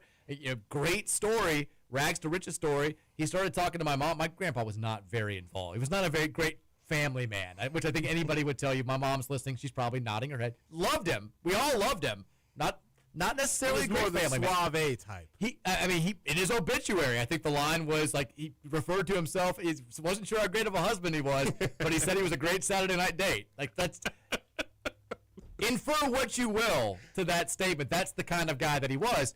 But so he was very late in the game when I was in high school, and he was like, would love to help out for Michael's college. Like he was going to contribute like this amount of money if I was going to go to UK. And I was like, no. It's like I don't care how great your rags to riches story was. I ain't going there. It's not happening. You keep your money. Keep your journalism money. I don't need it. That would have been so if I was in your shoes, yeah, I'm talking crap to my 89-year-old grandpa. That's fair. Maybe drawing a little I don't know, mustache face on one of his framed photos in his house. We won. We swept him. We haven't swept him in 12 years. You gotta strike while the iron's hot. Yeah. The Hexler says the worst part about UK being in the championship game is seeing former U of L player Maya Tillman on their staff. I know. Or maybe that means they needed our players to get this good. Hex. Well, I don't like it because they're doing it in football, too. If they're going to have success this way, then yeah, I don't like it at all. Texas, not only does Louisville have issues with defensive rebounding, but so does Rick Pitino's St. John's team, whose tallest player is 6'9", Zuby Ejiofor. Yeah, but they've got a better front court. They've got a super talented. Dylan Mitchell's still there. He's playing limited minutes. He's awfully good. Bryce Hopkins is a undersized forward, but still a very good forward. I think they still have they've got the ability to exploit Kentucky a little bit inside if Quaintance isn't fully ready to contribute in this game, and he's probably not at this point. Texas Patino had to be absolutely disgusted with his woe is me post-game stuff after the Sparty loss. Yeah, I mean, I think that's probably, Rick's like, man up, dude. Like, what is this crap? I like to think that's why he called him. It probably was. Right? Like, dude, no, you can't do that. Call out a 20-year-old like a real man. Stop talking about how, this is your fault and your wife needs to talk to them about life. Like, start saying these 19-year-olds aren't working hard enough. That's what you need to do. That's what I've been doing for the last 60 years. Stop listening to Dashboard Confessional. Stop, yeah. Turn off, Ghost of a Good Thing and start, playing some rap. Get over yourself. I guess it's luck, but it's the same. It's a great song. Texas says, when is the video versions of the CC Pod and Real Spiel coming to Netflix to like Bill Simmons Pod and Pardon My Take? Any day now. Roman, would you sign a contract with a to have your shows only viewable on Netflix? I mean, It's the new thing. if you ask me right now, I don't think I'm in a position to say no, but something tells me it's not smart. Roman, if I asked you in 30 years, you're not going to be in a position to say no. this could be the most popular like radio show in America. We still wouldn't be in a position to say no. If See what they they're let offering us- those guys? If they let us, if there's no FCC violations, any rules on that, then yes, I would. They could tell me exactly what to say, and I'm doing the show on Netflix for the amount of money that they're paying these people. They could say, like, you got to pick UK to win every single game on every show, and I'm like, all right, done. Like, I can, like, wink or something, though, right? Texture says, well, I'm glad Trump took time out of his busy schedule of naming everything in Washington after himself to come up with this brilliant idea. More than likely it won't happen because most things he says never happens, but if it does, it's about to be a Fyre Fest sports edition. This is about to be pure comedy. I'm talking breakdancing in the Olympics kind of fail. Here's the deal. I'll watch it. Like this, I've got it. This may be the most interested I've been in anything that he's ever done.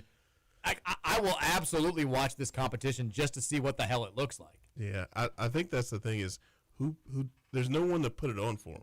So it's actually be done by them. And yeah, that's just a bad sign. It'd be different if it's like, hey, NBC Sports is going to, they're not going to do that. So I want all of these people to be the least athletic people we've ever seen. Just common civilians trying to do the high jump. Like they're setting the bar at like 2 feet tall, and some of them aren't clearing it. I'll watch every single second of that. Yeah. I think it's fantastic. I think it'll be a bunch of podcasters. I do love, get me out there. I would love to see it. I love the idea. Was it Spencer Hall who used to always say, I think once a year, every sport should have one game set aside where they just pick a random person and plug them out there just to like fully reinforce, like, hey, these people, this is the top 0.1% of the top 1.1%. Whatever you think you could do against them, you can't do. Like, this is what you would look like trying to block Aiden Hutchinson coming off the line, or this is what you would look like trying to hit Shohei Ohtani in a like. I guess I would watch that. You kidding me? Yeah, I watch it. Pros versus Joes. Hell yeah, but like on a much larger scale. Yeah, I'd get a contract. Texas says, I love your grandpa story. You're a true Cardinal. Thank you. Texas Mike, talk about Louisville sports, you lib.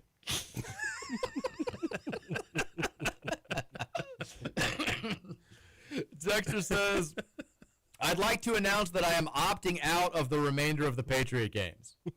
You're not going to participate? I'd like to transfer to the Florida team, please. Oh, man, dual citizenship. Like, what, I was born in Louisville, but I did spend like 2 years going to Dayton. Could I play for the Ohio team? I got to pick a state. that's a good question. Oh, man. Texas, the Trump games will just be participants building the new ballroom in a barn racing fashion.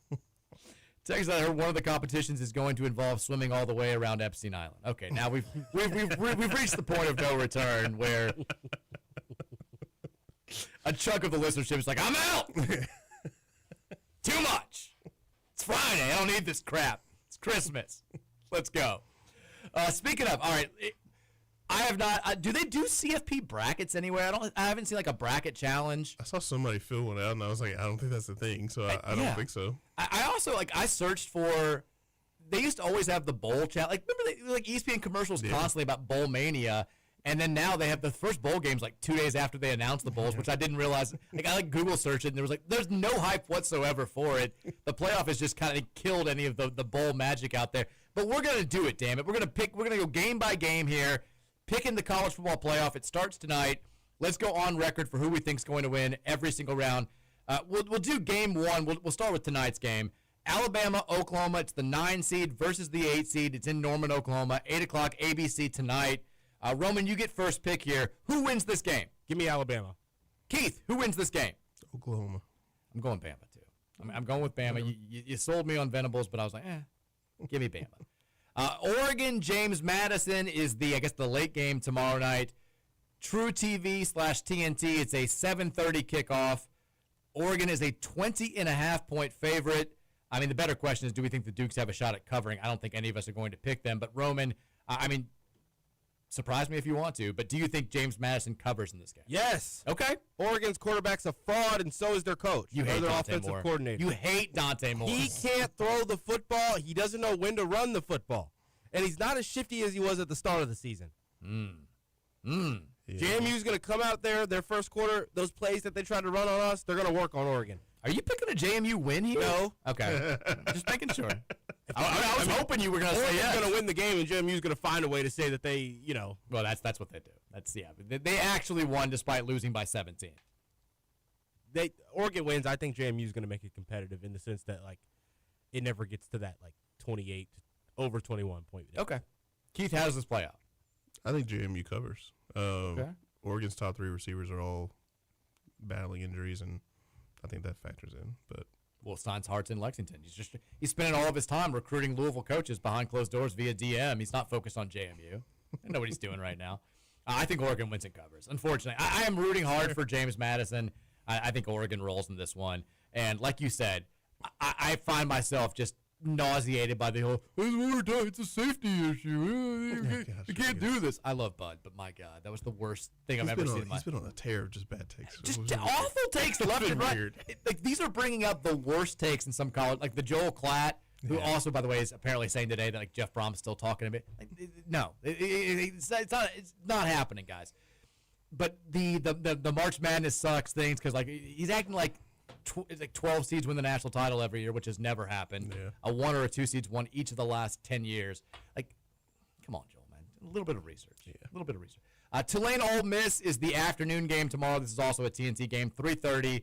Ole Miss is currently a 17.5-point favorite. This one, I think, has the chance to be a little bit more interesting. Roman, how's this play out? This one was a little bit tougher to call here. I was hoping to hear what Keith had to say first. Keith, go first. I am calling the upset. Oh! I am. I think that. I love that. I think Ole Miss. I just think there's just too much with the coaches coming and going. You have their offensive staff sitting sometime there and sometimes not. They should have probably just cut bait instead of having those guys try to do both. So yeah, I think the Tulane comes out and pulls off the upset. Can't say I know how, but I think that Ole Miss is just going to play poorly. I mean, how pissed are you if you're a Florida fan and that happens? Where you're like, oh my God, we don't win football games. I don't want to watch Tulane for another 2 weeks. Roman, go ahead. I think that there's the two kind of scenarios for Ole Miss. I feel like when they're in the position that they're in, either every player is hitting as hard as they possibly can. Like, we've got something to prove.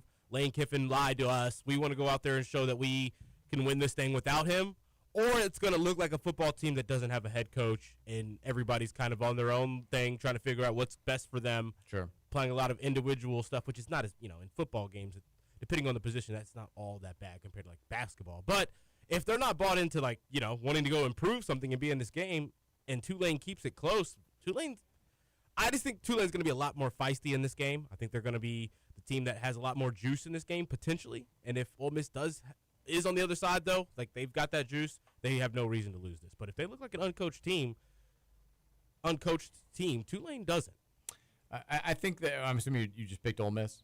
Yeah. Okay. But Tulane covers. I pick Ole Miss. I think Tulane covers. I think Tulane keeps it interesting, but Ole Miss kind of keeps them at arm's length for the duration of the game, but enough to keep you from turning off the TV. And ultimately, Ole Miss wins by 7 to 10 points, somewhere around there. Miami, Texas A&M is the first game. I'm kind of surprised this isn't the ABC, ESPN late night game. I guess they don't want to compete with the NFL. Is the way that it's set up. The 10 seed versus the 7 seed. A&M is a 3.5-point home favorite. Keith, who wins this? Rooting for Miami, obviously, but I think Texas A&M. My biggest thing with Miami is their offense.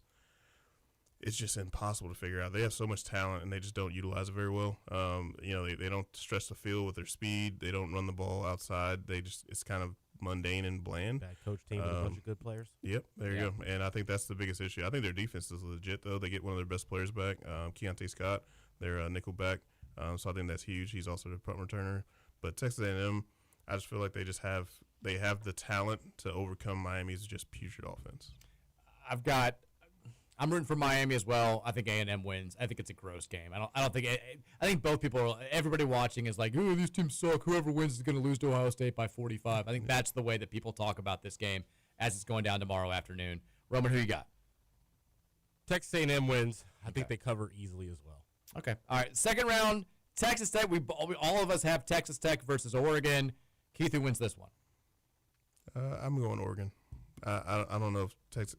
It all comes down to offense to me in the playoff, and Texas Tech's offense is also questionable to me. Roman, your Red Raiders, John Denver's Red Raiders, taking on the Oregon Ducks at the Capital One Orange Bowl, New Year's Day, noon, ESPN. Who wins it? That Oregon offense isn't going to be locked in. You hate quarterback John Moore. Can't really do it. Offensive coordinator who's not even bought into that program anymore. He doesn't even want to be there anymore. So he's not going to be calling plays up to his tip-top notch either. probably doesn't trust that quarterback who can't, as soon as he moves out of the pocket, he loses all of his accuracy. So, give me the Red Raiders. All right, I love it. I'm going with Oregon. I think that does UK get more mad that Will Stein's not full-time, or are they just – I think that they want Oregon to win. I think they're cheering for Oregon because they want him to, like, be the guy that helped them win a national title or something like that. I think they'll spin this into positive if he's still coaching the Ducks into the new year. I think Oregon wins this one. All right, Roman and I both have Indiana versus Alabama. Keith's got Indiana versus Oklahoma. Keith, who advances here? Indiana. I think they're legit. And, I think more than anything, again, I think their defense is also outstanding. I think their defense is very underrated. So I'm going IU, even though I'm not totally trusting their offense either. Roman, Indiana versus Alabama. Who you got? I don't think there's something that Alabama's going to be able to zone in on defensively and just go all out to stop and kind of negate the play style for this Indiana team like they've kind of done against other good teams. So Indiana wins. I'm doing the thing that I've made fun of people for doing. I'm still not trusting Indiana in this spot. Alabama's going to win. Alabama's going to go to the semifinal, and everybody's going to say, see, told you. Not much has that changed that much. Sugar Bowl is Georgia versus Ole Miss. If you're Roman and I, it's Georgia versus Tulane. If you're Keith, does the Cinderella story continue, Keith? Georgia, Tulane, who you got? No, Georgia smokes pretty much anybody. I think Georgia's figures things out on offense. I think they're legit. They're going to stomp Tulane. Roman, Georgia versus Ole Miss, who you got? I got Georgia there. I got Georgia as well. I don't think that this is relatively close. They seem to have gotten a pretty favorable draw here when all things considered. They did. All of us have Ohio State versus Texas A&M. Keith, who you got? Ohio State. Too many dogs on offense. Give me Ohio State as well. Roman, who you got? They trump. They go crazy on them. I think that's easy. National semifinals. Keith, you've got Indiana versus Oregon. Who wins this one? I think Oregon gets them this time. Okay. Roman, you've got Indiana versus Texas Tech. Who you got? Indiana wins.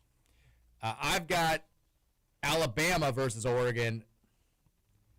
I feel like this is going to be like last year where everybody recognizes that one semifinal is the real national title game and the other national semifinal is like, it's kind of fun.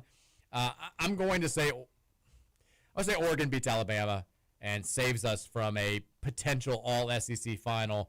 All three of us have Georgia versus Ohio State on the other side of the bracket. Keith, who wins that one in a game that I do feel like is going to be like the de facto national title game. Yeah. I think Ohio State. I think they're the complete team. I still kind of shot that IU beat them, to be honest with you. Roman, who you got? Ohio State, Georgia. Georgia shows they're the top dog. I've got OSU, which means you both have we all have different championship games. Roman, you've got Georgia versus Indiana. Who's your national champion? Georgia is my national champion for the SEC, finally getting the job done. Okay.